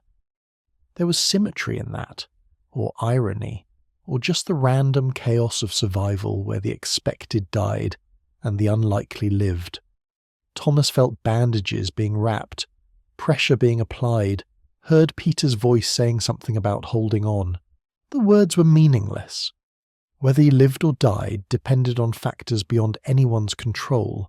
Infection, blood loss, shock, a dozen medical variables that medieval medicine couldn't properly address. He closed his eyes and let darkness take him, unconscious before Peter finished the bandaging, unaware whether this was sleep or death, and finding himself indifferent to which it proved to be. Thomas woke to pain that felt like iron spikes driven through his shoulder, side, and leg. Consciousness returned in fragments, stone floor beneath him, afternoon light slanting through arrow slits, voices speaking French nearby. He was still in the castle, still alive, which meant either the wound treatment had worked or death was taking its time arriving. Peter crouched beside him, changing bandages that were already soaked through with blood and yellowish seepage that suggested infection. The boy had somehow acquired proper medical supplies from the enemy. Clean linen, wine for washing wounds, even a needle and gut thread for stitching the deeper cuts. Thomas didn't ask how Peter had obtained these things, probably through civility or usefulness, making himself valuable enough to the victors that they'd grant small mercies. Survival required adapting to new realities fast, and the boy had proven unexpectedly good at adaptation. Bernard de Marche's camp had transformed the castle into a forward operating base within hours of victory. Enemy soldiers occupied the towers, repaired the gates, began clearing bodies into mass graves dug in the bailey. The mercenary captain established his command in the Lord's chambers, displacing the previous occupant who'd fled weeks ago when the siege began. Supply wagons rolled through the gates carrying food, wine, fresh weapons, replacement equipment. The contrast between the abundance enjoyed by victors and the starvation suffered by defenders was obscene but instructive. Surviving garrison members were separated into groups based on Bernard's earlier ultimatum. Those who'd sworn service to the mercenary company were being equipped and integrated into assault units. Those who'd refused were chained in the dungeons awaiting execution or ransom, depending on whether anyone cared enough to pay for their lives. Thomas had been unconscious during the decision period, which meant his fate remained undecided. That uncertainty was probably the only reason he still breathed. Sir William's body hung from the gatehouse wall, along with 6 other officers who'd commanded sections during the defence. They'd been displayed as both warning and spectacle. This is what resistance earns. This is how defiance ends. The corpses swung in the afternoon breeze, already attracting flies despite the cool autumn air. Nobody was permitted to cut them down. They'd hang until they rotted as a lesson to anyone considering future resistance against Bernard de Marche. Thomas watched through the arrow slit as enemy work crews methodically looted everything of value. Weapons went into armory wagons. Food stores that had seemed so inadequate to the garrison were hauled away as surplus. Metal fixtures were pried loose for eventual melting and recasting. Books from the chapel library were being burned as useless weight. The systematic stripping of the castle's contents proceeded with the efficiency of professionals who'd done this dozens of times across dozens of fortifications. A French officer appeared in the makeshift hospital where Thomas lay among other wounded. The man examined prisoners with the cold assessment of someone evaluating livestock, pointing at various wounded and speaking rapid orders to soldiers who followed. Strong enough to recover meant being added to the mercenary company, whether they'd agreed or not. Too injured to be useful meant execution in the bailey. The selection process was brutal and swift. The officer reached Thomas and paused, studying the wounds, calculating recovery probability. Peter stepped forward and spoke in broken French, gesturing at the bandages, explaining treatment already provided, arguing for Thomas's value. The boy was advocating for the sergeant's life using whatever persuasive ability a 19-year-old had acquired during the siege's worst days. Thomas felt something almost like pride watching Peter negotiate with captors, using words instead of steel, because steel had already failed. The officer made his decision with a shrug and moved to the next prisoner. Whatever Peter had said was apparently sufficient. Thomas would live, at least until his wounds proved fatal or his usefulness expired. 2 soldiers grabbed him under the arms and dragged him from the hospital to a storage room that had been converted into quarters for wounded prisoners awaiting recovery. They dumped him on straw bedding and left without speaking. Night brought the sound of executions from the bailey. Screams cut short, the wet sound of blades on flesh, bodies being dragged. Bernard was clearing out prisoners who couldn't serve his purposes. The mathematics were simple. Feeding useless mouths wasted resources better spent on soldiers who could fight. Medieval practicality had no room for sentiment or mercy beyond what served strategic purpose. Thomas lay in darkness, calculating possibilities. His wounds were serious, but possibly survivable if infection didn't set in. Recovery would take weeks, maybe months. During that time, he'd be prisoner to the force that had destroyed his garrison and killed his friends. Afterward, assuming survival, he'd face the choice between mercenary service or execution. Both options felt like different versions of death, one quick, one slow, neither offering anything resembling the life he'd known. The third option crystallized as he lay there listening to men die. Escape was impossible from a hospital room under guard in a castle now fully controlled by enemy forces. But escape might be possible later, during recovery, once he could walk and fight. More importantly, there was a fourth option nobody had mentioned yet: revenge. Bernard de Marche had won the siege, taken the castle, killed the garrison. But the mercenary captain was still just one man, mortal and vulnerable like anyone else. Killing him wouldn't restore the dead or undo defeat, but it would be something beyond passive acceptance of outcome. Morning brought Peter with food, actual food, not the starvation rations of the siege's final weeks. Bread, cheese, salted pork, watered wine. Thomas ate mechanically, feeling strength return incrementally with each bite. The boy had attached himself to Thomas's survival with the dedication of someone who'd found purpose in keeping others alive. He changed bandages, brought food, reported on castle conditions, acted as informal spy gathering intelligence about their captors. Bernard de Marche was preparing to march within 3 days, Peter reported.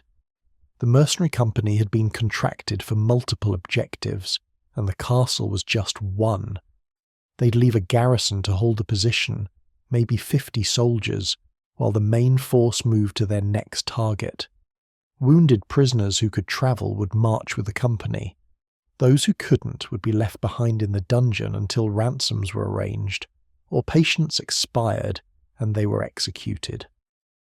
Thomas needed to recover fast enough to be classified as mobile.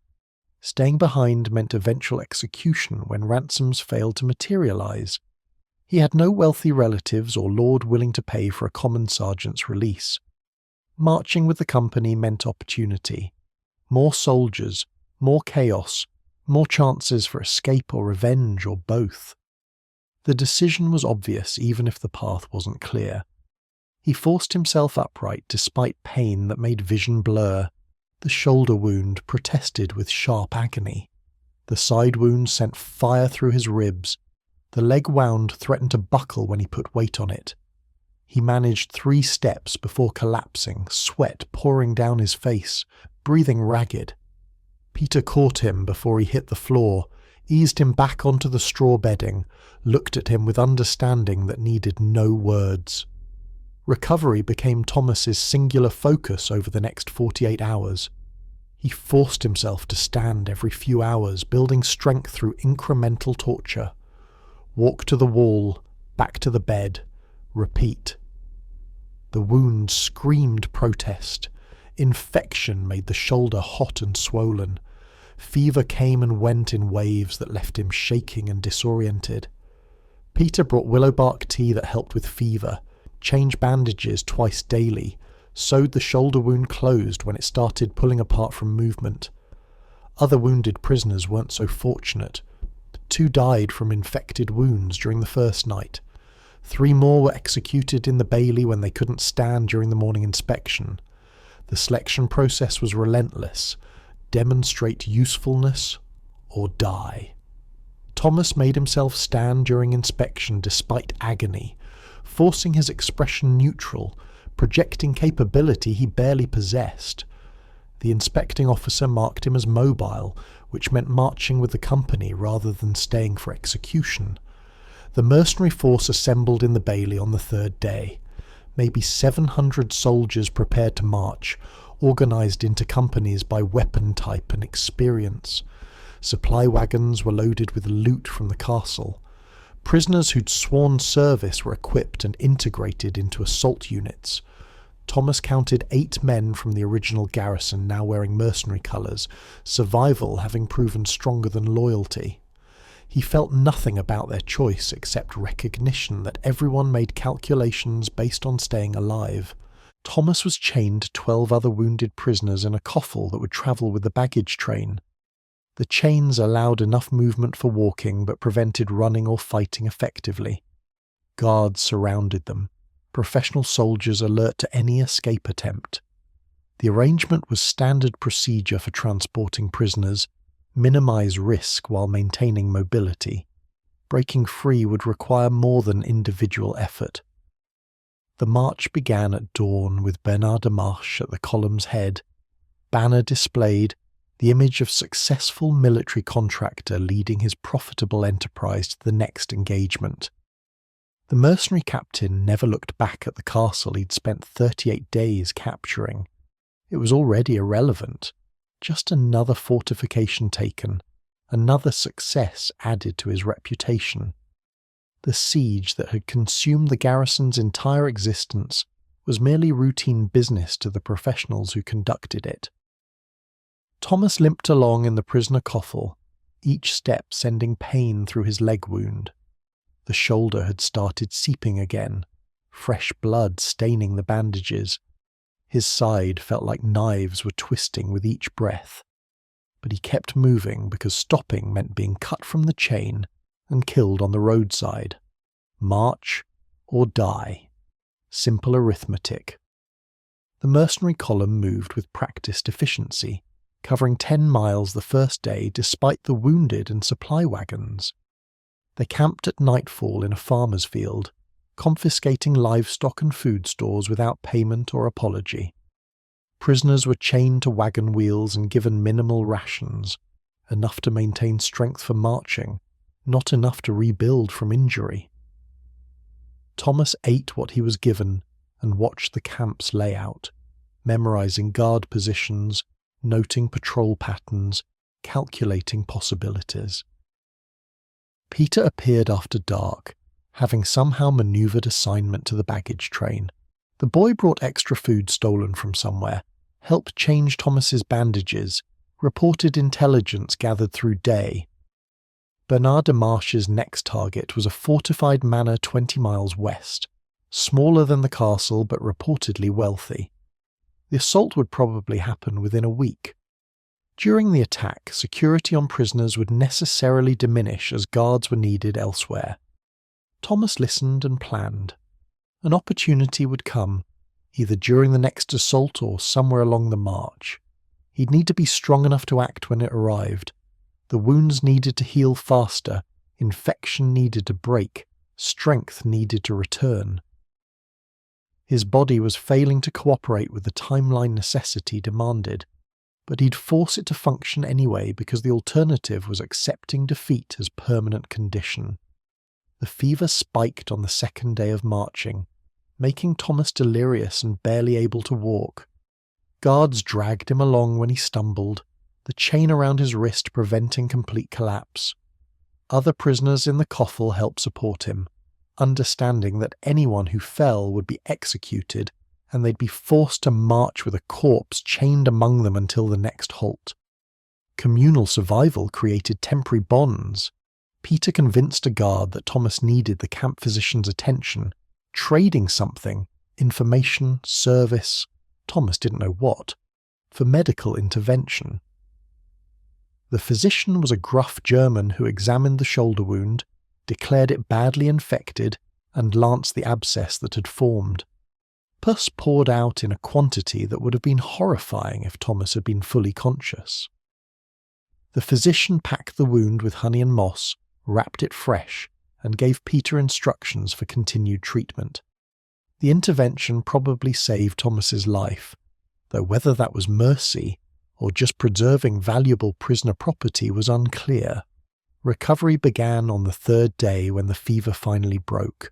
Thomas woke clear-headed for the first time since the assault, assessed his situation with returning clarity, and understood the full scope of how precarious his position remained. He was wounded, chained, surrounded by enemies, marching toward another siege where he'd be forced to watch mercenaries assault a fortification the same way they'd assaulted his castle. The psychological cruelty of that forced observation was probably intentional, breaking prisoner spirits through demonstration of futility.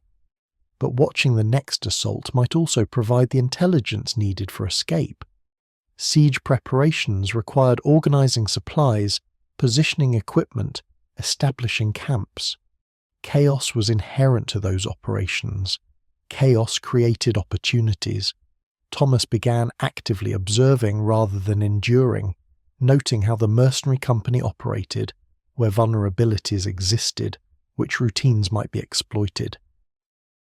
The fortified manor appeared on the fifth day, a modest stone structure surrounded by wooden palisade, nothing like the castle they'd come from but still requiring formal assault. Bernard de Marche established siege camp with the same methodical professionalism he'd shown before. Prisoners were secured in a guarded area near the baggage wagons, chained and monitored, but not actively supervised once initial security was established. That night, Thomas spoke quietly with other prisoners in the coffle, testing willingness for desperate action. Half were garrison survivors who'd sworn service then been imprisoned anyway when wounds prevented immediate integration. They had nothing to lose and everything to gain from escape. The other half were prisoners from previous campaigns, men who'd been marching in chains for months, spirits broken by prolonged captivity. They'd be liabilities in any escape attempt. Thomas identified 3 possibles: garrison survivors named William, John and Robert, all wounded but recovering, all motivated by the same recognition that captivity ended only in death or escape.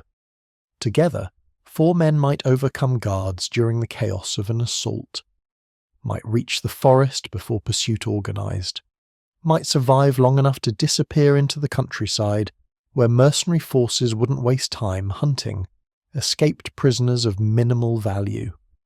The plan was forming, contingent on opportunity, dependent on timing, risky to the point of near suicide. But near suicide was better odds than the certain death that awaited continued captivity. Thomas had defended a castle for 38 days against impossible odds. He'd survived wounds that killed stronger men. He'd endured defeat, captivity, and the systematic destruction of everything he'd fought to protect. One more desperate gamble seemed almost reasonable by comparison. Bernard de Marche launched his assault on the manor at dawn 3 days later. Trebuchets began bombardment. Assault troops formed up for ladder attacks. The siege camp erupted into organized chaos as hundreds of soldiers committed to attack. Guards supervising prisoners were reduced to a skeleton force as every available fighter was directed toward the assault. The opportunity Thomas had been waiting for had arrived, and with it came the recognition that escape would require violence, luck, and the willingness to kill anyone who stood between freedom and continued captivity. The assault on the manor created exactly the chaos Thomas had anticipated. Guards watching the prisoner coffle numbered 3 instead of the usual 8, their attention divided between captives and the spectacle of bombardment. Thomas waited until the trebuchets launched their 5th volley, the crashes and screams providing auditory cover for what came next. He'd spent 3 days working the bolt securing his wrist chain, loosening it incrementally with movements disguised as adjusting his position. The bolt came free with pressure applied at the right angle. William moved simultaneously, having prepared his own chain using the same technique. The nearest guard turned at the sound of metal scraping metal, reaching for his sword, opening his mouth to shout warning. Thomas hit him with the chain still attached to his wrist, the iron links wrapping around the guard's throat, cutting off the shout before it formed. William drove a sharpened tent stake, stolen 2 days prior and hidden in his clothing, through the second guard's eye socket. The man died without understanding what had killed him. The third guard managed to draw his sword and swing before John tackled him from behind. They went down together in a tangle of limbs. Robert grabbed a rock the size of a fist and brought it down on the guard's skull 3 times, each impact producing a wet crack that signified fracture and brain damage. Blood pooled beneath the guard's shattered head. The entire sequence took maybe 20 seconds, completed while attention remained focused on the manor assault.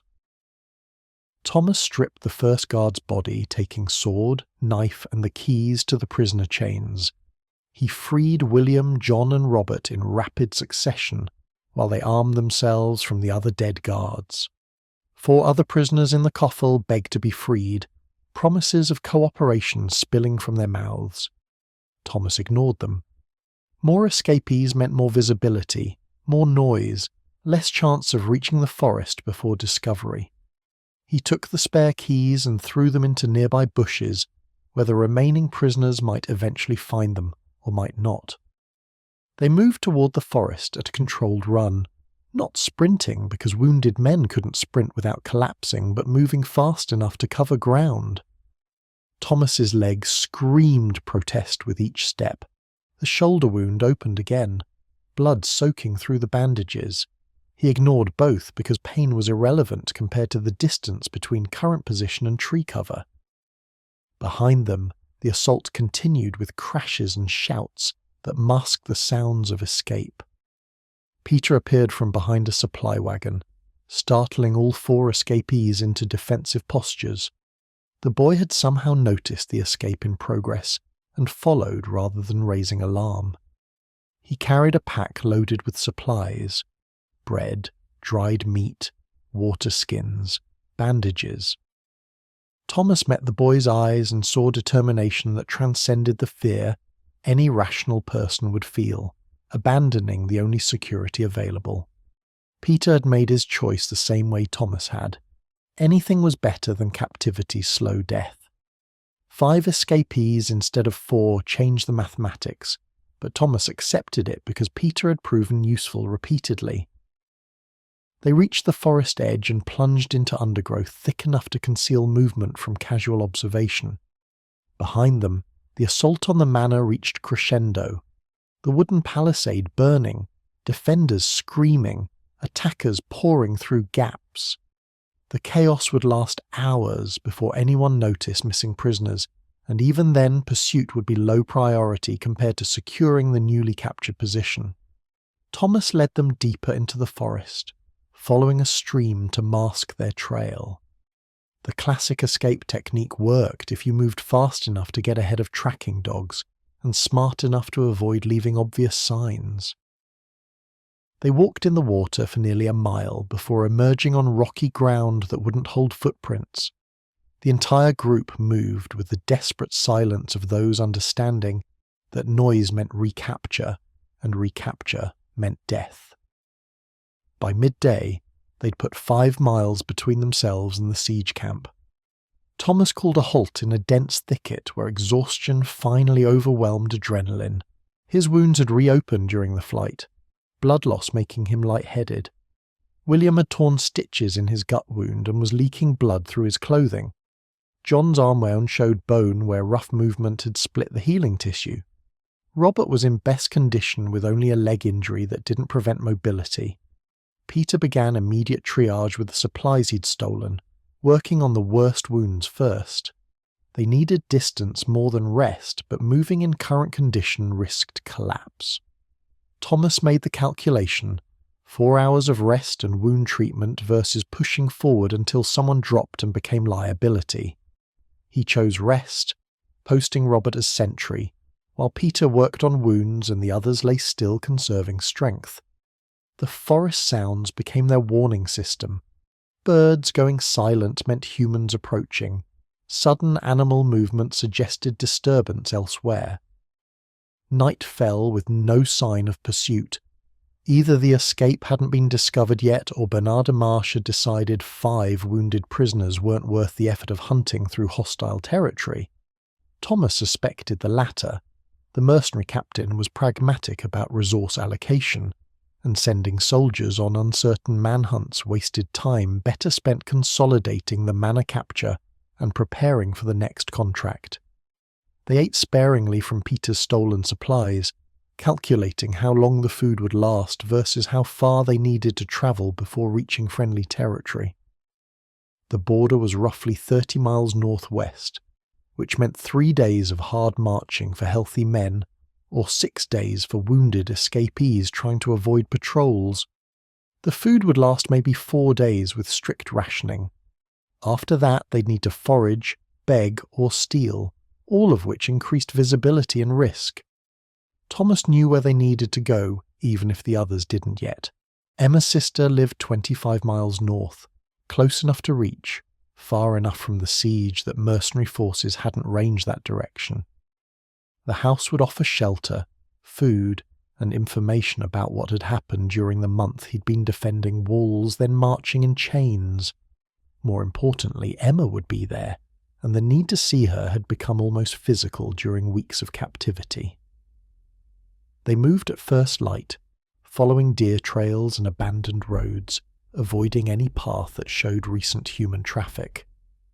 The journey became a blur of pain and persistence, walking until exhaustion demanded rest, resting until pursuit fears demanded movement, repeating the cycle while wounds gradually worsened despite Peter's best efforts at treatment. William's gut wound developed the smell of infection. John's arm began showing red streaks that suggested blood poisoning. Thomas's fever returned on the 2nd day, making navigation increasingly difficult. A patrol nearly caught them on day 3. Mercenary scouts riding the forest trails, probably hunting deserters or securing territory around the captured manor. The 5 escapees pressed themselves into a ravine and waited motionless while horses passed within 20 yards.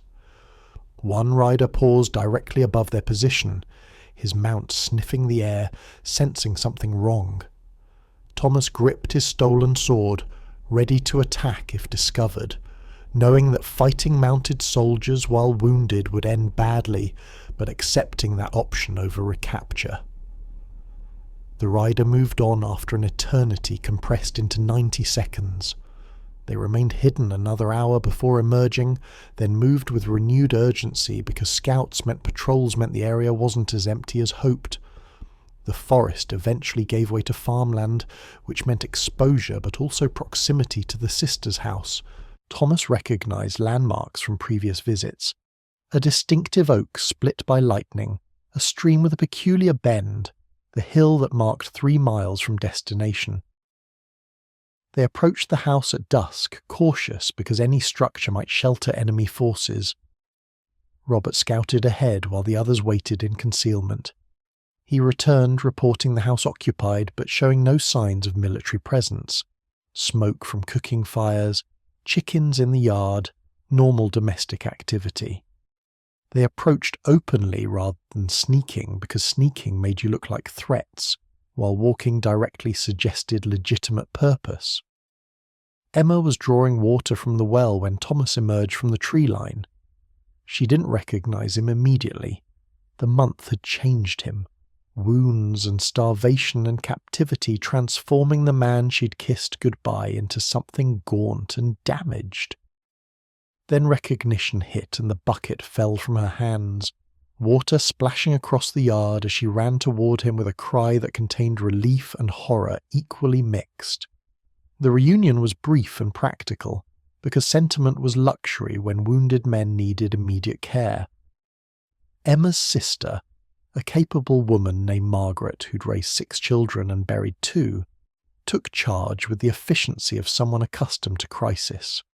She organised Peter and the recovering men into a treatment chain, wounds cleaned, infection drained, proper bandages applied, hot food prepared, beds arranged.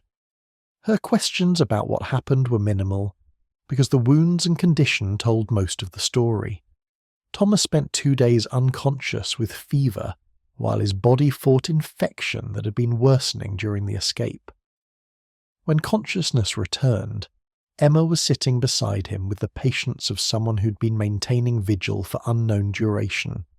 She didn't ask questions or demand explanations. She just held his hand and waited for him to be ready to speak. Eventually he told her everything: the siege, the assault, the capture, the escape, delivering it in flat declarative sentences stripped of emotion, because emotion required strength he didn't possess. William died on the 4th day from sepsis that no amount of treatment could reverse. His gut wound had been fatal from the moment it reopened during escape.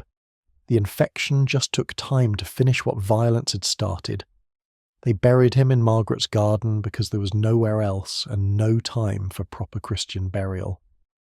John followed 2 days later, blood poisoning reaching his heart despite desperate attempts at treatment, including cutting away infected flesh.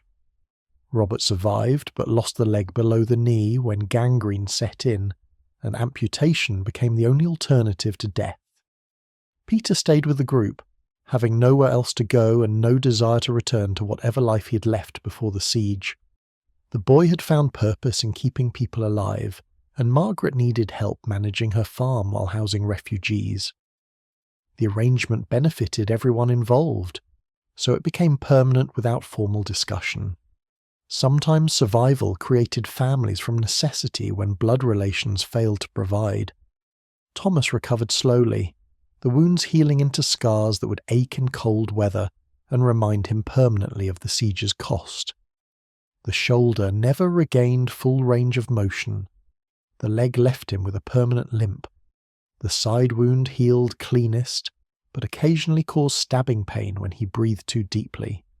His body had become a map of the siege, each scar marking a specific moment in the 38 days that had destroyed everything he'd known.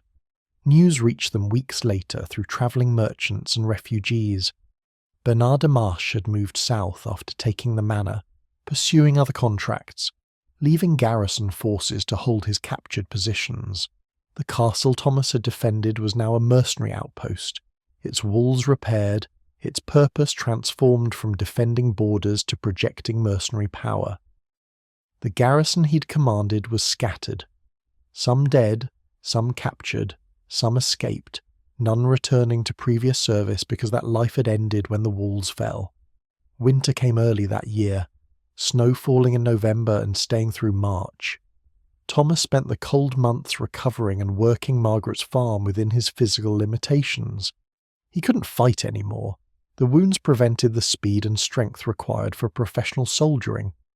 But he could mend fences, tend animals, perform the 100 small tasks that kept a farm functioning.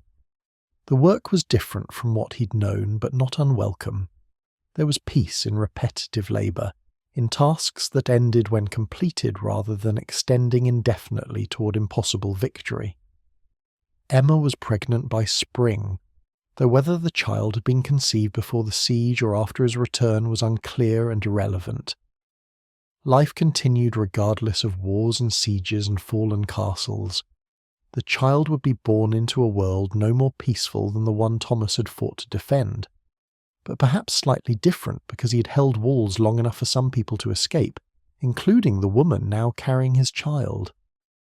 He thought about the siege often during quiet moments, the sound of stones hitting walls, the smell of death in the great hall, the faces of men who died under his command. Geoffrey and Marcus, Sir William and Richard, the anonymous soldiers whose names he'd never learned but whose deaths he'd witnessed. They defended because that's what soldiers did.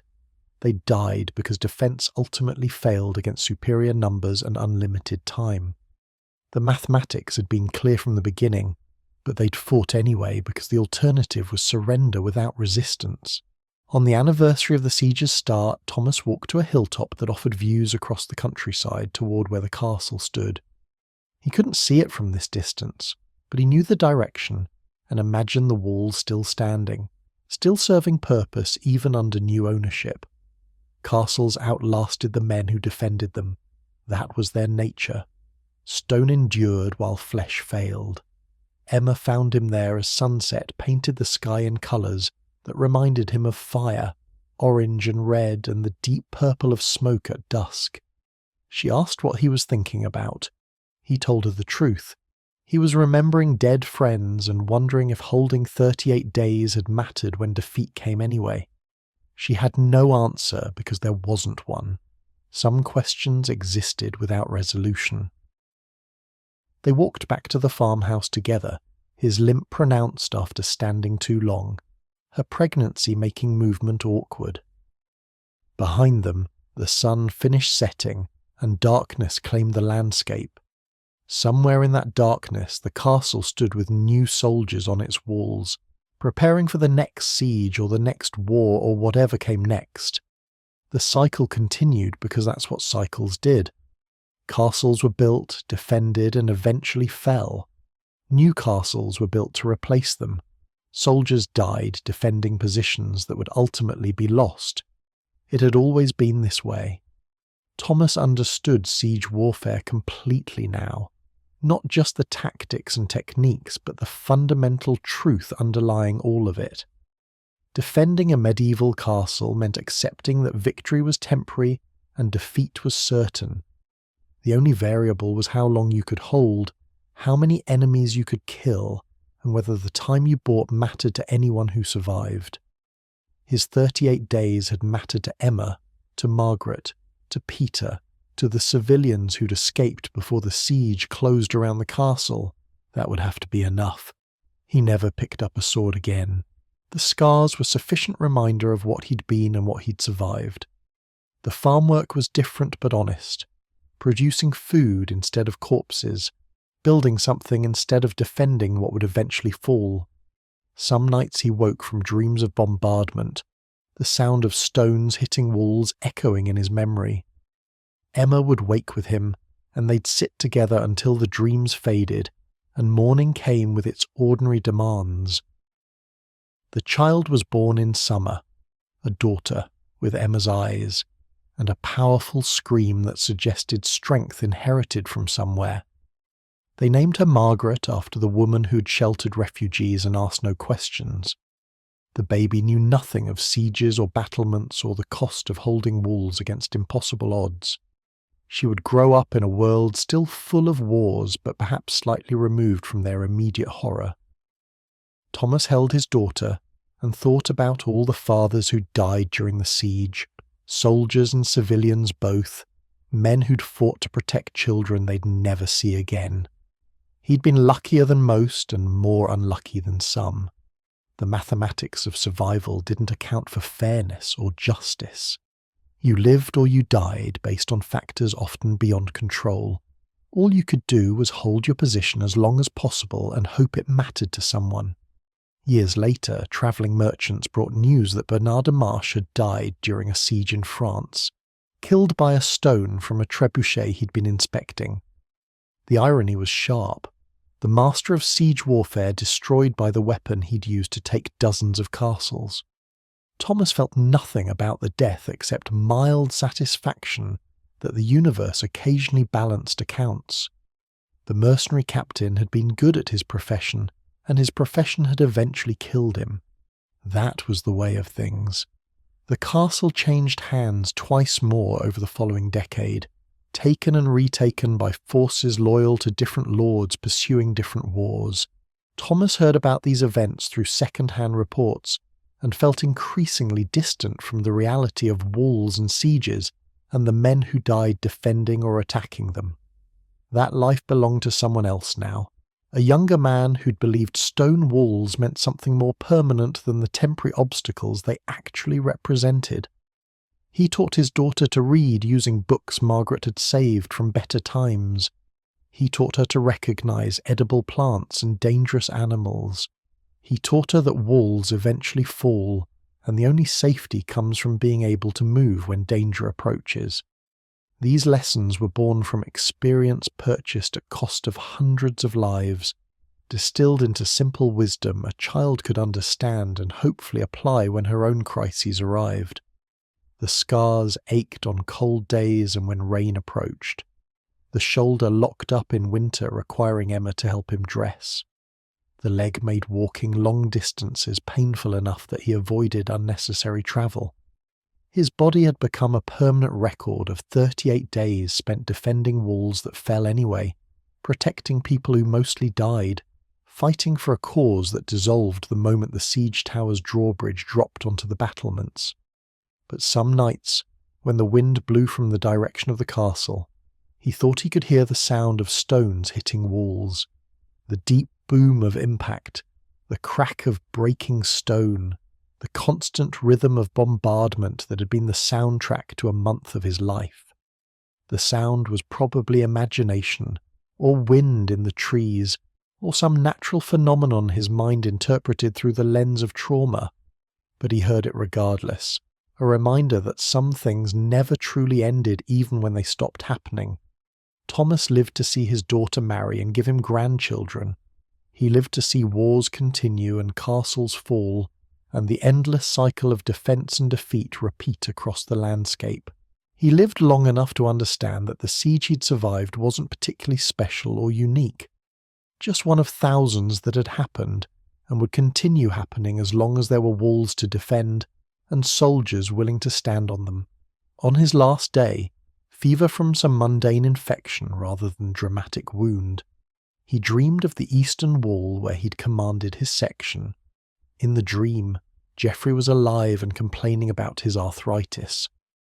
Marcus was sharpening his knives with a butcher's precision. Young Peter was standing watch with hands that didn't shake. The walls were whole and strong, the garrison was full strength, and the enemy was still just approaching rather than already victorious. Emma was with him when consciousness faded for the final time.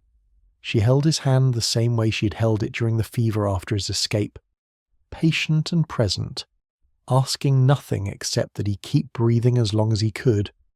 He managed another day before the breathing stopped and the dreams ended, and whatever came after death claimed him. They buried him on the hill where he'd stood on the siege's anniversary, the place where he'd looked toward the castle and wondered if 38 days had mattered. His daughter carved a simple marker, his name, his years, and the single word, Defender, because that's what he'd been even if defence had ultimately failed. The stone would weather and eventually crumble just like the castle walls had crumbled, but it would stand for a while, and sometimes a while was all anyone could hope for. The castle still stands in ruins today if you know where to look, its walls broken by centuries rather than trebuchets, its purpose forgotten except by historians who study medieval siege warfare. The men who defended it are anonymous, except in records that note casualty numbers without listing names. Thomas's story is one of thousands that ended the same way. Walls fell, defenders died, survivors scattered, and life continued for those lucky enough to escape. This is what it was like to defend a medieval castle under siege. Not glorious or heroic in the ways stories suggest, just brutal mathematics played out in stone and flesh, with outcomes determined by resources and time rather than courage or skill. The defenders held as long as they could. The walls fell when they couldn't hold anymore. Some people survived, most didn't. The castle remained when everyone else was gone, which is the only truth that matters when discussing siege warfare. Stone outlasts everything, even the men who die protecting it.